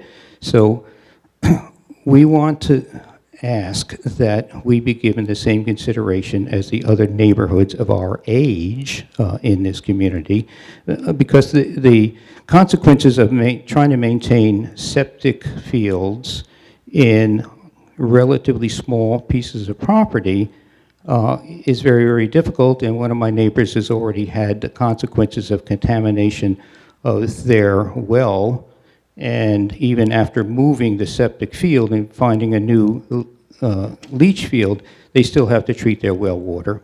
And contamination of the aquifers has far-reaching complications. So what we're asking is that we be given the consideration that other parts of Princeton have been given. I went online on our website here at Princeton, and there's a connection to Sustainable Princeton, and that section on sewage specifically states that the municipality of Princeton, quote, owns, operates, and maintains the sewage system. We think that investing in an extension to Autumn Hill Road would not be setting a precedent, and in fact, if we aren't allowed to extend or aren't given help doing that, that would be a precedent, and it would have a negative effect on existing properties that can't connect, and existing homes and existing properties. That affects tax base, and that affects the whole community. We're not large enough properties to continually build and move our leach fields. Eventually, even if we had that kind of property, it still depends on the quality of the soil percolation, which, based on the type of soil we have in the Princeton area, is certainly not a given. So we think that there would be benefits to municipality as well as to those of individuals involved with this. We've invested our time and our financial resources in doing the studies. We worked with Princeton Junction Engineering.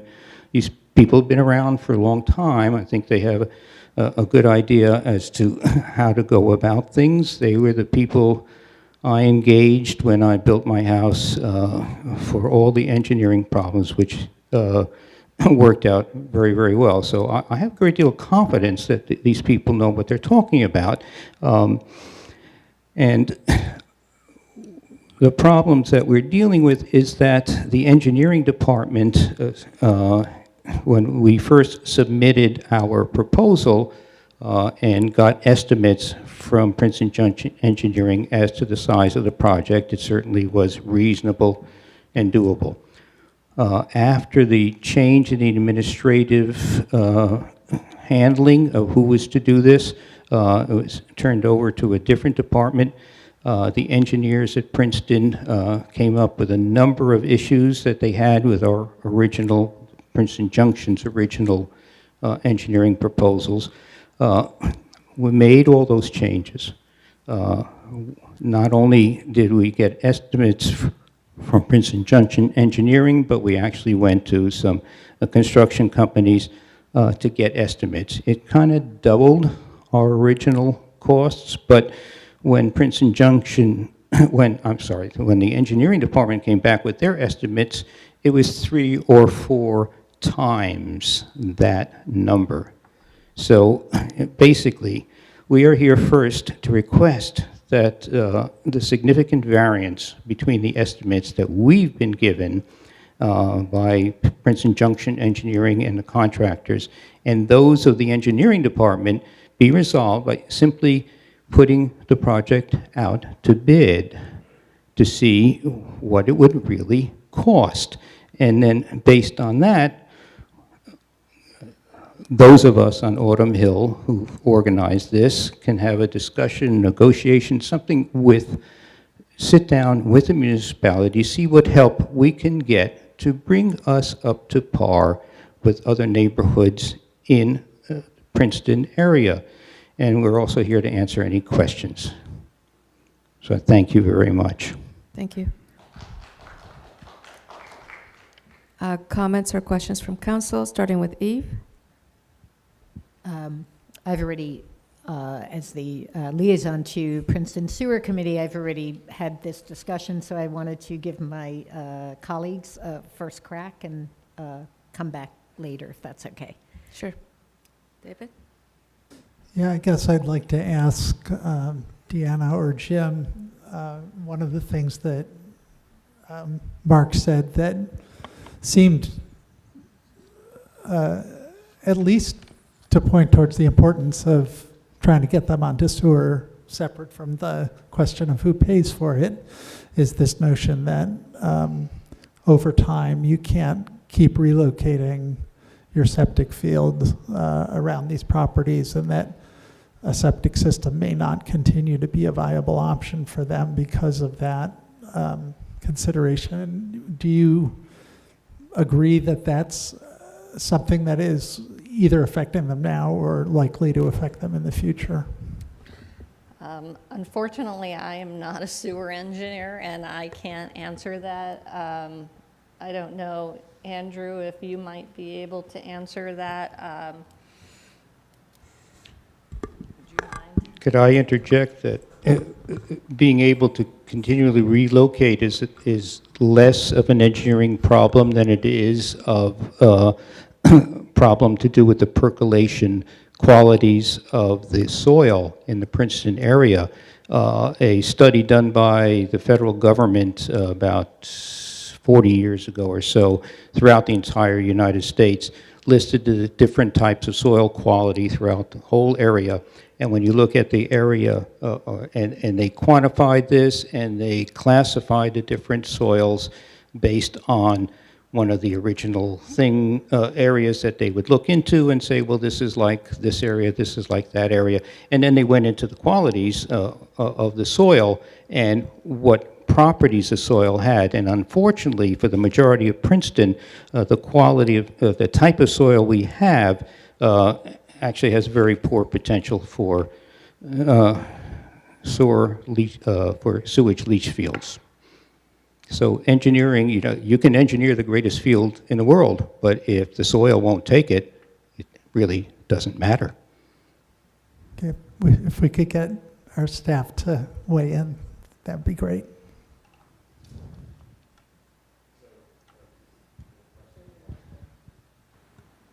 Testing, okay. So Andrew Philippi, sewer engineer. Andrew, can you get very, very close? Yes. Okay. Okay. Andrew Philippi, sewer engineer with Princeton.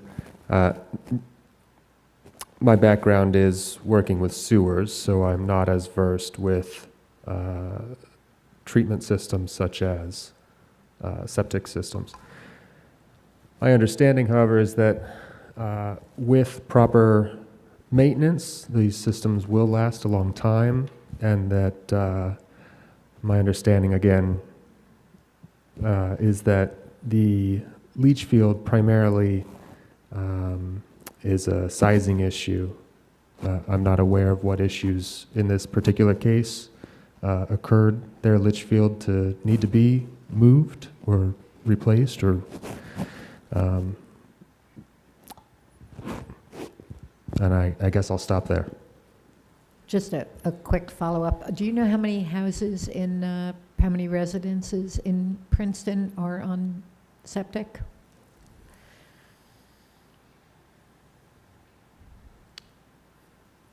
I do not have that off the top of my head. Okay. No.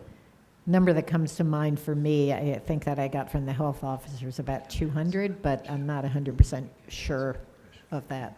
That seems like the ballpark. But. I'm sorry, I'm Len Gustafsson, the project coordinator for the neighborhood. I think I can answer that question. We asked Mr. Goldfarb that question because we wanted to know how many other areas in Princeton would be affected if the municipality would go ahead and do this project for us. And there was only one area that was indicated up in the west or northwest, and they, by choice, had chosen not to tie up to the sewer system. They didn't want to have an impact on more development, I think, in that area. So that there are very few properties in Princeton at this point that are on sewer, on septic, sorry. If I could also interject the advantages of sewer treatment versus septic fields. There was an article a few years ago, senior author of whom is here at Princeton University at the Andlinger Center for Energy and Environment, pointing out that as part of an environmental issue to protect not just the water sources and the water system, but that they had pointed out several avenues to explore where sewage treatment plants could be used to capture CO2 from the atmosphere and essentially contribute to climate change. They're all under development, but there are several reasons to support a sewage treatment over septic in any community, but certainly all we're asking for is consideration for our community. I'm going to bring it back to council for any additional questions or comments. Leighton? Yes, thank you. First, thank you for a very comprehensive presentation. My question and concern is the major variance, as you stated, between Princeton Junction Engineering's cost projections and that of the municipality. Well, secondarily, my question would be, has there been any anticipation of putting a sewer system in that area, and probably not the possibility, but the probability of hitting boulders on the way down? And has that cost, should that be a fact, which I'm pretty sure it is, been factored in, and could that be the reason for the big variance in price? Because my feeling is, until we know what the real cost impact of this is, we probably should wait to have the discussion, because that's going to be, where the rubber meets the road. It could be a very serious outlay of municipal revenue for this project, and I think we should have that information before taking the next steps. Thank you, Madam Chair. Thank you very much. But just to that point, that's exactly our point. The estimates we've gotten have taken into account the expected encounter of boulders. I built my house there knowing that we're at a terminal moraine of the old Ice Age. It's gorgeous, but it's hard to deal with. Those estimates were factored into that, including removal of trees, some very, very old trees whose roots would obviously get in the way. In addition, it was always presented to us that this is what the cost would be with the expectant encounter of boulders, but that above and beyond that, that would be additional that may have to be borne by the homeowners, which is understandable. But to your point, you're exactly right. All we're asking is, we've got this great variance, based on an estimate from the engineers. Can the municipality simply put it out for bid? Let's see what those bids are in comparison to the bids we've gotten, and you're right, then we have a point of discussion. Eve? Thank you. Thank you for coming here tonight and speaking to us about this. I'm going to take a little bit of a response to the question you just asked, but then defer to Deanna.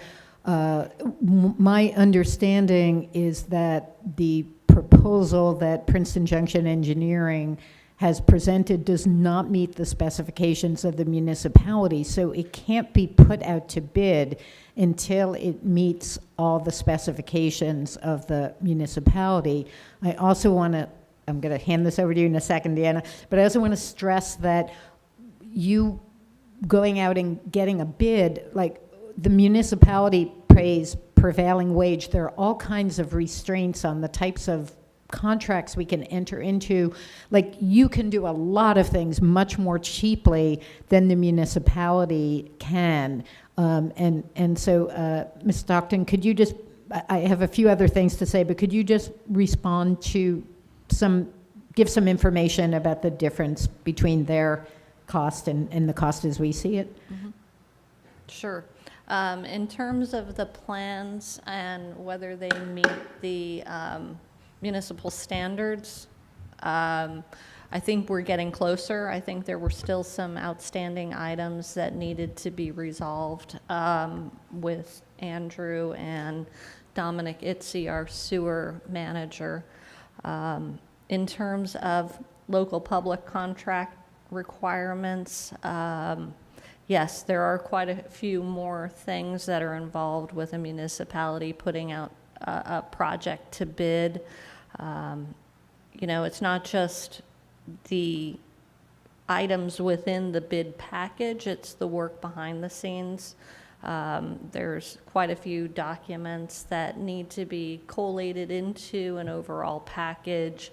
Typically, when we put out a public bid, it's over 200 pages of specifications, and then however many number of sheets. We work closely with the attorney's office to make sure that everything in the bid package meets all the current laws for public contracts.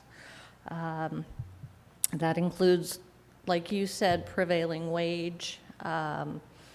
There are specifications for the amount of insurance that a contractor has to have. There are performance bonds, there's labor and material bonds, so that the contractor does not leave the town high and dry if they decide not to complete the project. There's also other things that get built into the price with traffic control and managing a project while you still manage to get traffic in and out of the work areas. So, and then it's more complicated. And so I think that's, again, where we go back to this idea that we want everybody to work together to understand the costs of a project, based on our experience in estimating a project of this type. To go out to bid, perhaps council could authorize that, but again, it's money outlaid by your professional staff and your attorney that has to be borne by the taxpayers. So that's essentially saying that somebody that lives on Lytle Street is helping to pay for this fact-finding mission. Well, more fundamentally, 'cause you're absolutely correct on that point. You don't put something out to bid just sort of to generally get an idea of what prices are. You put a contract out to bid. People are bidding on a contract that you're then going to award. So it isn't sort of a, let's just see what the market comes back with. You are actually bidding a contract, and unless what comes back is wildly out of scale with what your estimates were, or there's another good reason to reject all the bids, the presumption is you are going to award to the lowest bidder. So there's that requirement as well. So I mean, that, in terms of the idea of just sort of generally putting something out to bid to see what it would cost, that's not how the bid process works or what it's set up for.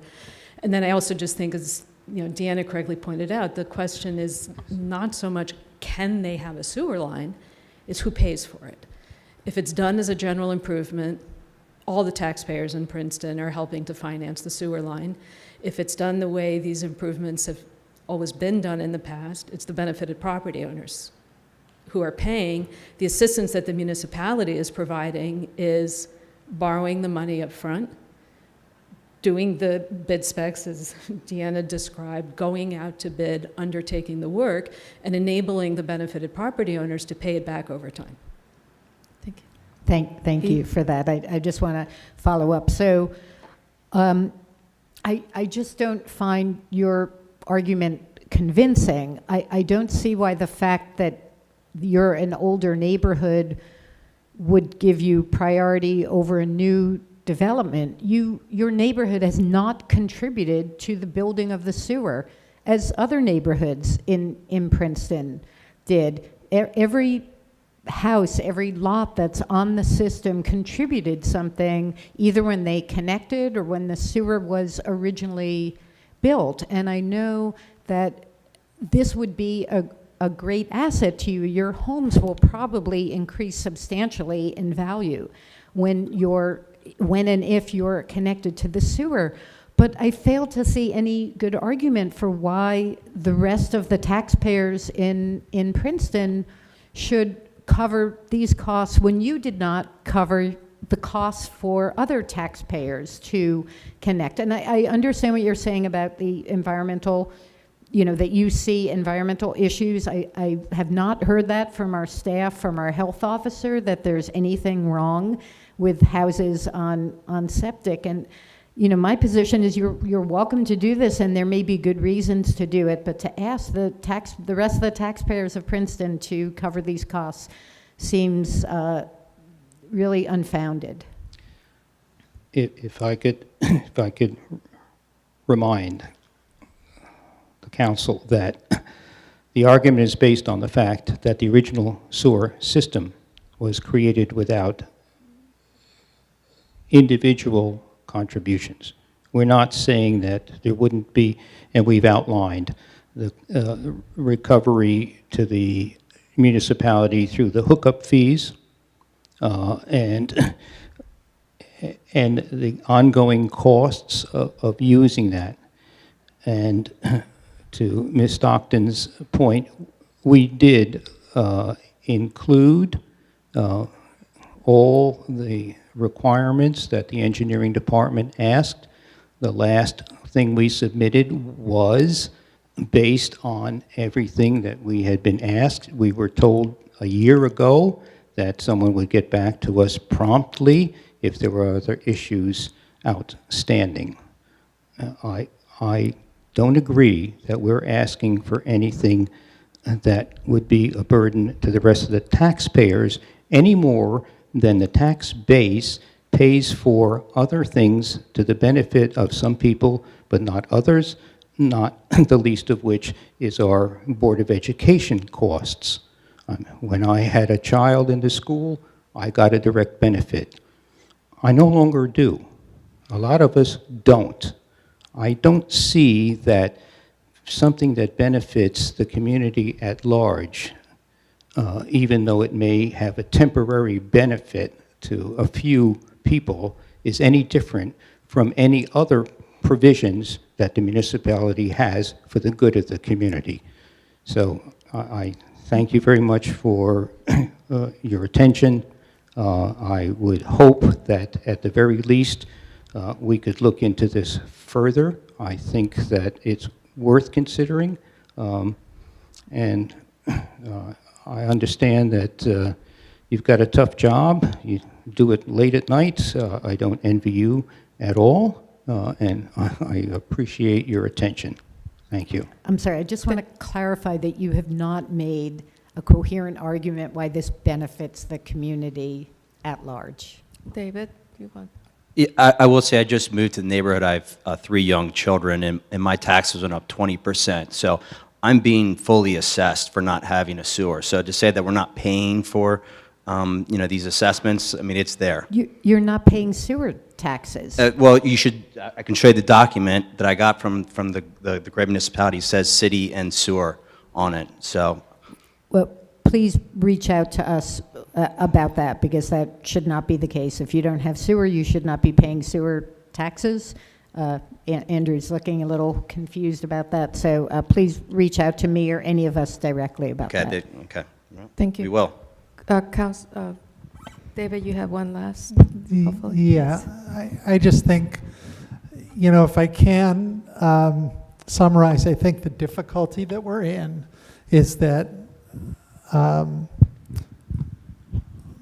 numbers are far apart from what our estimate is versus what the homeowner's estimate is. And the only way to get off this stuck point is to essentially have the homeowners say, what's the number that you would be willing to pay? And we as a council, in order to spend the money of staff time to go out, to ask staff to prepare a bid and to go out to see if we can get it in at the price that you're looking for, is if that number is reasonable. And if you're willing to go up to 80% of what the municipal estimate is, and you would actually, the homeowners would be willing to pay that, I think council might be able to support putting a bid package together and going out to bid. But if the answer is no, we're convinced that our estimate is right, and we're really not, if the price comes in even half as much as the municipal engineer's estimates are, that we're not interested in buying the sewer at that price. So, so if, I don't know if I'm being clear, but if there's too much of a difference, then there's really no way for us to move forward. And I think there's almost no appetite. I think there's no appetite really on council to change the way we have always done this, not just in regard to sewers, but in regard to undergrounding electric. I mean, I know it may feel arbitrary that some things are paid out of the general taxes that don't benefit every resident, as you said, Mark, and other things are not paid out of the general taxes that benefits. It may seem arbitrary, and essentially it is arbitrary, but these are standards that have been established in New Jersey for what the rules are, for what the things are that get paid for by general tax revenue and what things have to be paid for by the individuals. And I just don't think there's any appetite for trying to upend that system. So I think the way forward is to try and get an agreement that the residents are willing to pay some amount for the installation of a sewer extension, and see if we can figure out a way to get a bid for you to do that, if the amount that you're willing to pay is close enough to what our staff with their expertise is telling us they think it's going to cost. Though I would say without council having that discussion, we can't commit to. Of course, but I'm just saying, without that, there's no way to move forward. But the step forward might be just what you said. But the question is, what are we going to look at? Are we going to look at some fantasy figures, or are we going to look at something real? What we went out and asked outside contractors to do was to give real estimates based upon the requirements in Princeton with experience of Princeton. Those were the ones that we asked to make bids. All we are asking now is that you go out and get some real bids so we can have something to base our decisions on, if we can pay for it or not. And our, I'm sorry to interrupt, but our legal counsel has already explained why we can't do that. Yeah, because if we get, I mean, the thing is that the estimates that we have gotten from outside contractors, those who are motivated to do the job, they're going to earn it, some profit on it, and they know the requirements of Princeton.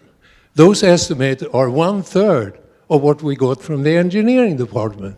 If we based it on what the outside contractors do, then I think we can have many of our residents go along, but we can't base it upon what we got from the engineering department, because it's sky high. It's 3 times more than what we got from the others. So that's the issue here.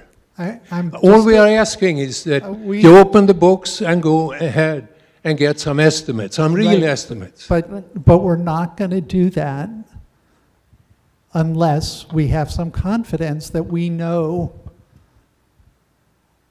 what a successful estimate means to you. We don't believe that the numbers coming from our engineering department are fantasy figures. They estimate projects all the time. And I think, you know, hopefully they usually come in under budget, because we don't like to have to go back to the well to get more money, but they don't come in at 30% of the estimate. That just doesn't happen. Our engineering department has a lot of estimating expertise.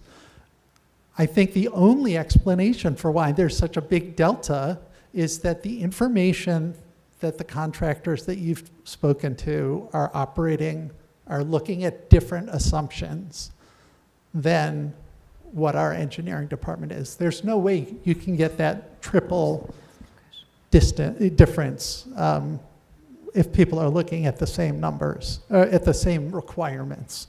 So I'm trying to emphasize, you can't talk about their estimate as fantasy figures. They're based on the reality that they work with day in and day out. They know what their requirements are. Happy to continue to work with you to make sure that all of your documents that you're going out to contractors with to get your estimates are as accurate a reflection of what the requirements are going to be from the town, you know, if you want to continue on in that way. But it's unproductive at a certain point to keep on going to outside groups to get the numbers, right? So you just need to get serious about the fact that the real price is going to be somewhere in the neighborhood. Can I just, I'm sorry, can we just go back a few steps? Because I did read this long summary before the meeting, but I admit to being pressed for time and not spending a great deal of time on it, so I'm reabsorbing it right now as I'm listening to you. So I'm a little confused about, so basically you were authorized by, and I apologize, I know it's in here, but you were authorized by the sewer committee to get estimates, is that correct? Is that what you're? The sewer authority signed off on the proposal.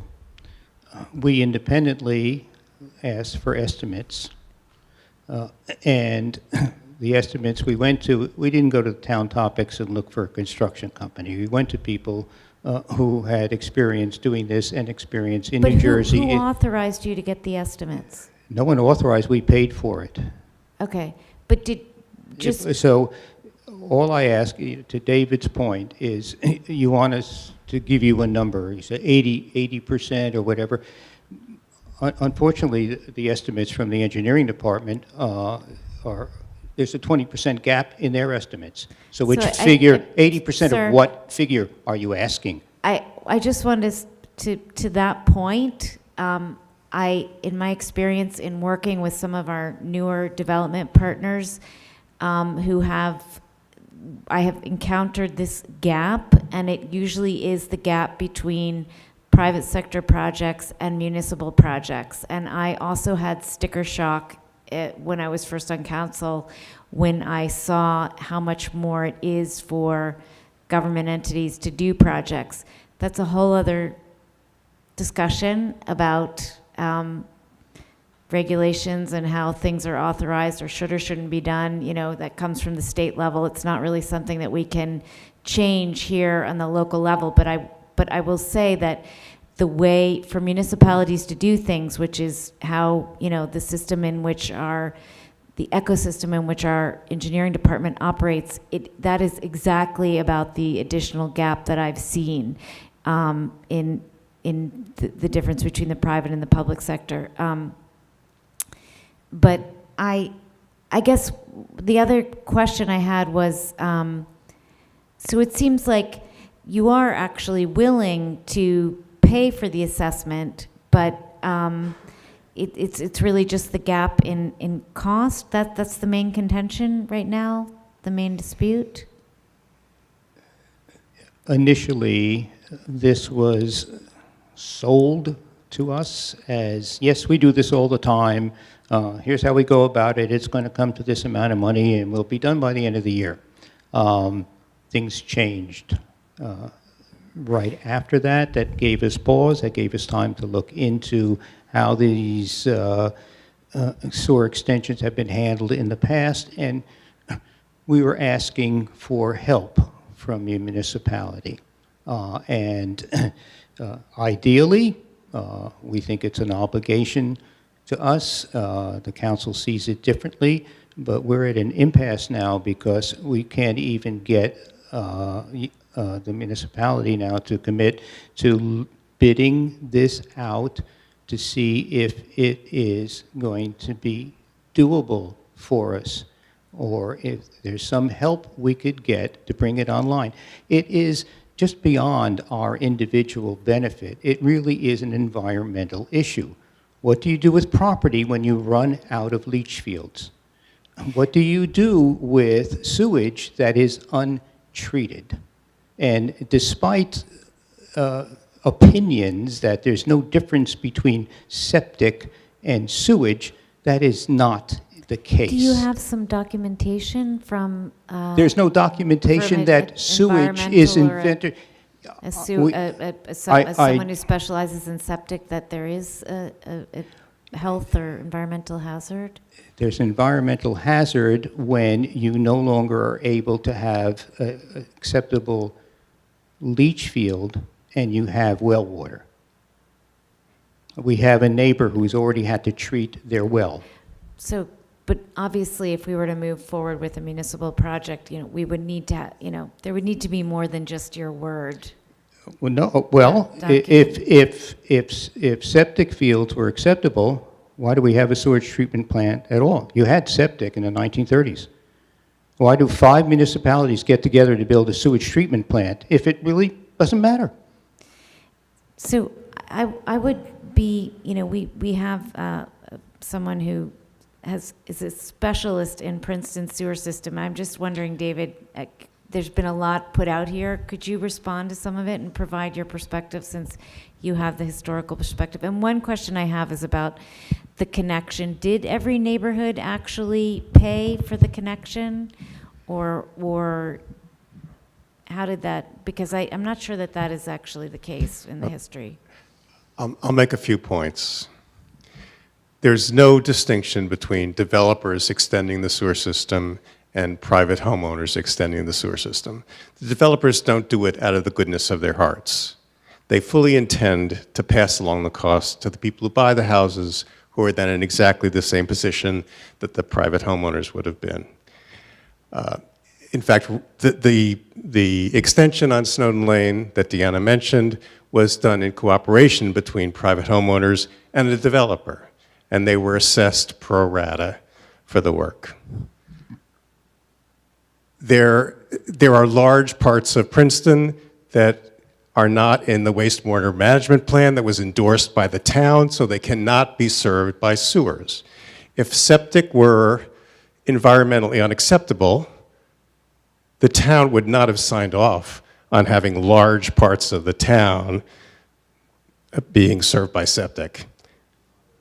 Failure of septic systems is not uncommon. That's why the neighbors are here. The benefit falls squarely on the neighbors. There is no benefit to the town, or a very minor benefit to the town, of extending the sewer system. The benefit to the neighbors of replacing failing septic with sewers is obvious. So those are the points that I would make.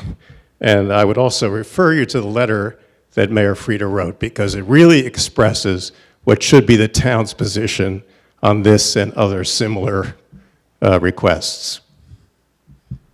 Thanks, David. Your clarity is always so helpful. Thank you. And we do Could need I to please move on. add something? I think we got off into technical discussions about the property of septic and sewer, and all we are asking for is for the community, the municipality, to make an effort in getting some quotes so that we have a base on which we can make a determination how much it's going to cost us individual residents. I mean, that's really the point. And the question then becomes, how much does it cost the municipality to go out and get some quotes? What is it? Find out that number. And we have paid over $20,000 for the engineering work out of our pockets. So if we are going to put some money into the kitty for the township, or the municipality rather, to go out and get some bids, perhaps we should do that. But that's the next point we need to reach. Or, as Mr. Cohen said, we should put up a number and say, this is what it can cost, and we can go ahead and do this and go out and get bids for that number. Turn it around and say, it's going to cost $60,000 per household, and that's the cost that we can allow for this project. But we need to get from this theoretical point to some real numbers. And I don't know how much experience the engineering department has in developing new extensions to the sewer system. I have no idea, we never heard that. But what we need to reach is a point where we can have some numbers so we can go ahead and make some actions. Thank you. I think you have the numbers, that the estimate that the municipality has given you. If that's a number that's acceptable to you roughly, then there's a path to move forward. And if that number is too high, then I don't think there's a path to move forward. But the point that we have made here is that that number we got from engineering without motivation has been 3 times what the contractors would do this project for. It makes no sense. Sachs already addressed that issue. Yeah, but it makes no sense. Thank you. Okay. Thank you. Well, and we do need to move. Thank you for your time. On. Thank you. Thank you. I do want to say the difference between public and private is not 3 times. It's 25%, something like that. Thank you. We are going to move on. Did you get a pen? Okay, thank you. We are going to move on. Next on our agenda is ordinance public hearings, starting with the first is ordinance 2022-35, an ordinance by the municipality of Princeton regulating loading zones and amending Chapter 19 of the Code of the Borough of Princeton, New Jersey, 1974. And this is for public hearings. We're going to... Eve is moving it. Oh, sorry. Go ahead, Eve. I'm seconding. Oh, you're moving it, and you're seconding. Thank you. And we're then going to open it up for public comment, then bring it back to council. Are there any members of the public present that wish to speak on this? I don't see any, and I don't know if anything happened to our Zoom. I'm not seeing. Our screens are off, so I don't know if there's any members that join, of the public who join virtually.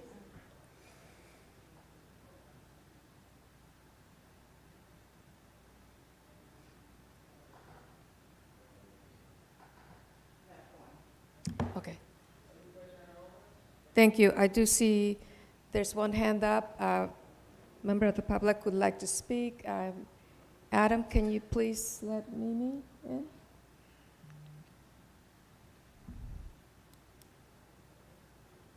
Mimi?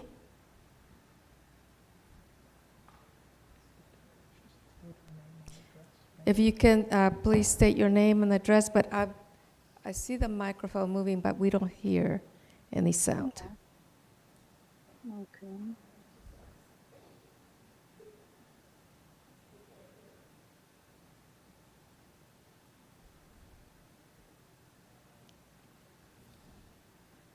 Can you hear me now? Mimi, could you please unmute? And I believe you are allowed to unmute. There we go. If we can fix the audio. I thought I did. Yes, now we can start to hear you. Could we make it louder, Adam?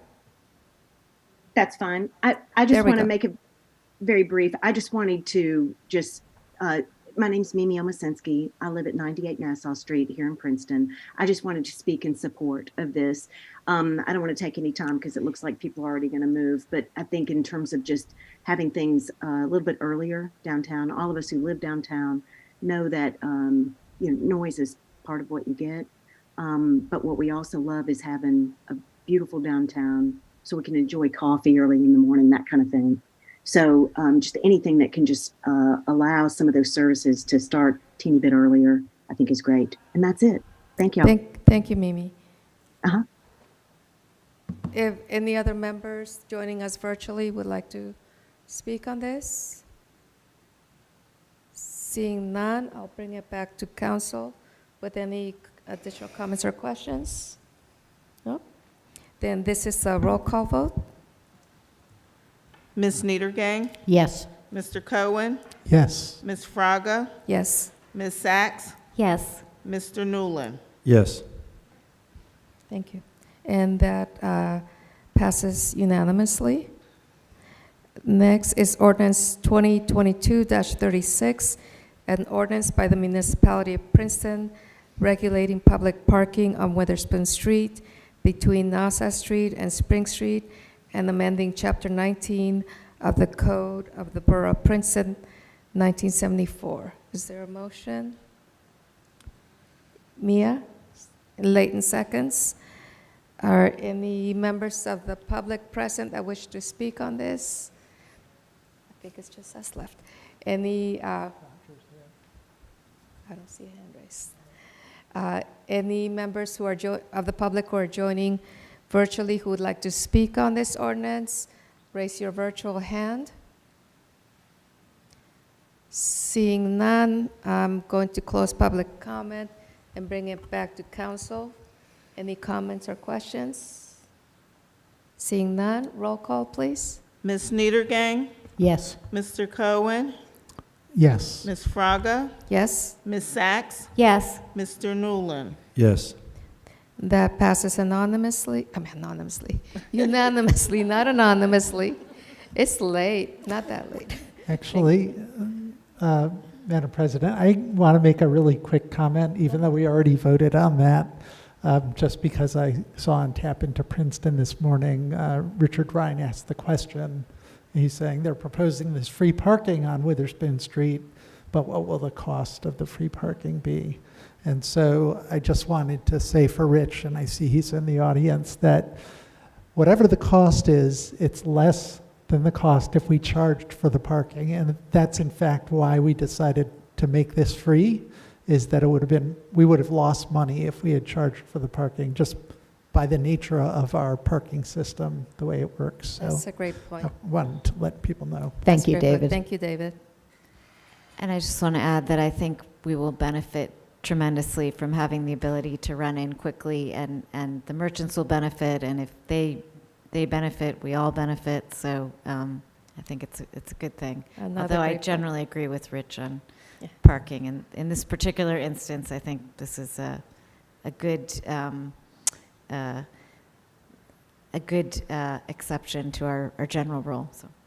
Another good point. Thank you, Mia.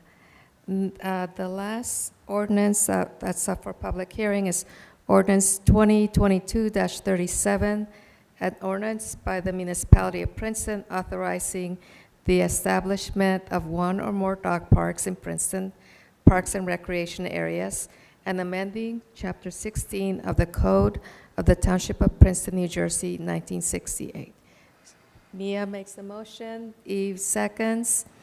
Are there any members of the public present who wish to speak on this? I don't see any hands. Any members joining us, of the public joining us virtually, who would like to speak on this? Raise your virtual hands. I see, starting, Lorraine, if you can please, Adam, if you can let her in, and please state your name and where you live, please. Sure. My name is Lorraine Lesnick. I'm at 44 Benjamin Rush Lane, and I'm all for the dog park. So thank you very much. Thank you. Next, we have Jess. Again, please state your name and where you live. Jess Towle of 56 Maple Street. I just wanted to voice my support for the dog park. Thank you. Any other members of the public, Adam? I don't see any other hands, so I'll close public comment and bring it back to council for any additional comments or questions. Mia? Woof. I speaking on behalf That's of all. your pups, I imagine. Thank you. Roll call vote, please. Ms. Niedergang, Yes. Mr. Cohen, Yes. Ms. Fraga, Yes. Ms. Sachs, Yes. Mr. Newland. Wolf? Yes. Take that as a yes. Thank you. Now we come to ordinance introduction. This is ordinance 2022-38, an ordinance by the municipality of Princeton amending the 1-hour free parking regulation in the Spring Street Municipal Parking Garage 7 days per week, and free parking on certain holidays during the Witherspoon Street improvement phase. The public hearing on this will be on November 14th, 2022. Is there a motion? Eve? Mia seconds. Roll call, please. Ms. Niedergang, Yes. Mr. Cohen, Yes. Ms. Fraga, Yes. Ms. Sachs, Yes. Mr. Newland. Yes. Thank you. That also passes unanimously. Next, we come to resolutions, starting with 22-378, resolution of the Mayor and Council of Princeton approving police promotions for 2022. I'll move it. Moved by David, seconded by Leighton. Any comments on this? No? I just want to say that the swearing in of the two that are being promoted would be on November 14th. Thank you. And I understand it will be here in person Yes, for the first time in several years, so Yes. we're really looking forward to that. yes. At what time? That would be during council meeting. The council meeting, Oh, 7. okay, okay. Thank you. Eve, you had a comment? Just want to congratulate our incoming chief and captain, and really look forward to working with you. Thank you. No other comments? I would like to also welcome in our new captain, John Boucher. I think he might be on with us tonight. Our Thank new you. incoming chief Yes, and also and our new Captain Christopher Tash. Yes. Thank you. Congratulations to you both. Yes, and we look forward to congratulating you in person during the swearing-in ceremony. All in favor? Aye. Aye. Aye. Next is Resolution 22-379, resolution of the Mayor and Council of Princeton authorizing a shared services agreement with the County of Mercer for fire dispatch services without charge through December 2027. Is there a motion? So moved. David moves it. Second, Leighton seconds it. Are there any questions on this resolution? All in favor? Aye. Aye. That resolution is adopted unanimously. I almost caught myself. Next is 22-380, resolution of Mayor and Council of Princeton authorizing purchase of equipment, cabinet, and professional cabling installation services under state contract number M7000, data communications products and services number 21 tele 01506, not to exceed $12,675. Leighton, are you moving it? Yes. Is there a second? David? All in favor? Aye. Aye. Next is 22-381, resolution authorizing use of existing contract with Liquidity Services Operation LLC, doing business as Gov Deals under National Cooperative Agreement for sale of surplus property no longer needed for public use. Is there a motion to approve? Eve and Mia seconds. All in favor? Aye. Last resolution is 22, I almost skipped one. Next is 22-382, resolution of the Mayor and Council of Princeton authorizing the municipal auction of certain surplus property no longer needed for public use by Princeton utilizing the services of GovDeals.Inc. Is there a motion to approve? So moved. David moves it. Is there a second? I think Eve seconded. Eve seconds it. All in favor? Aye. Aye. Aye. That's also adopted unanimously. Last is Resolution 22-383, resolution of the Mayor and Council of Princeton authorizing a supplemental professional services agreement in the not-to-exceed amount of $15,000 for a total contract amount of $30,000 with Kleinfelder for on-call technical assistance as required for sanitary sewer infrastructure. And Mia, were you moving it, or were you had a I was question? moving it. I'm a big fan of Kleinfelder. Awesome. And Leighton, I saw you had the second. All in favor? Aye. Aye. Adopted unanimously. And now we come to the consent agenda, which contains items of a routine nature passed by a single vote. Are there any items that anybody would like removed? No? If not, is there a motion to approve? So moved. David moves and Eve seconds. All in favor? Aye. Aye. And that is all for our agenda except for adjournment. Is there a move? I move to adjourn. Is there a second? All in favor? Aye. Thank you, everyone, and good night. Good night.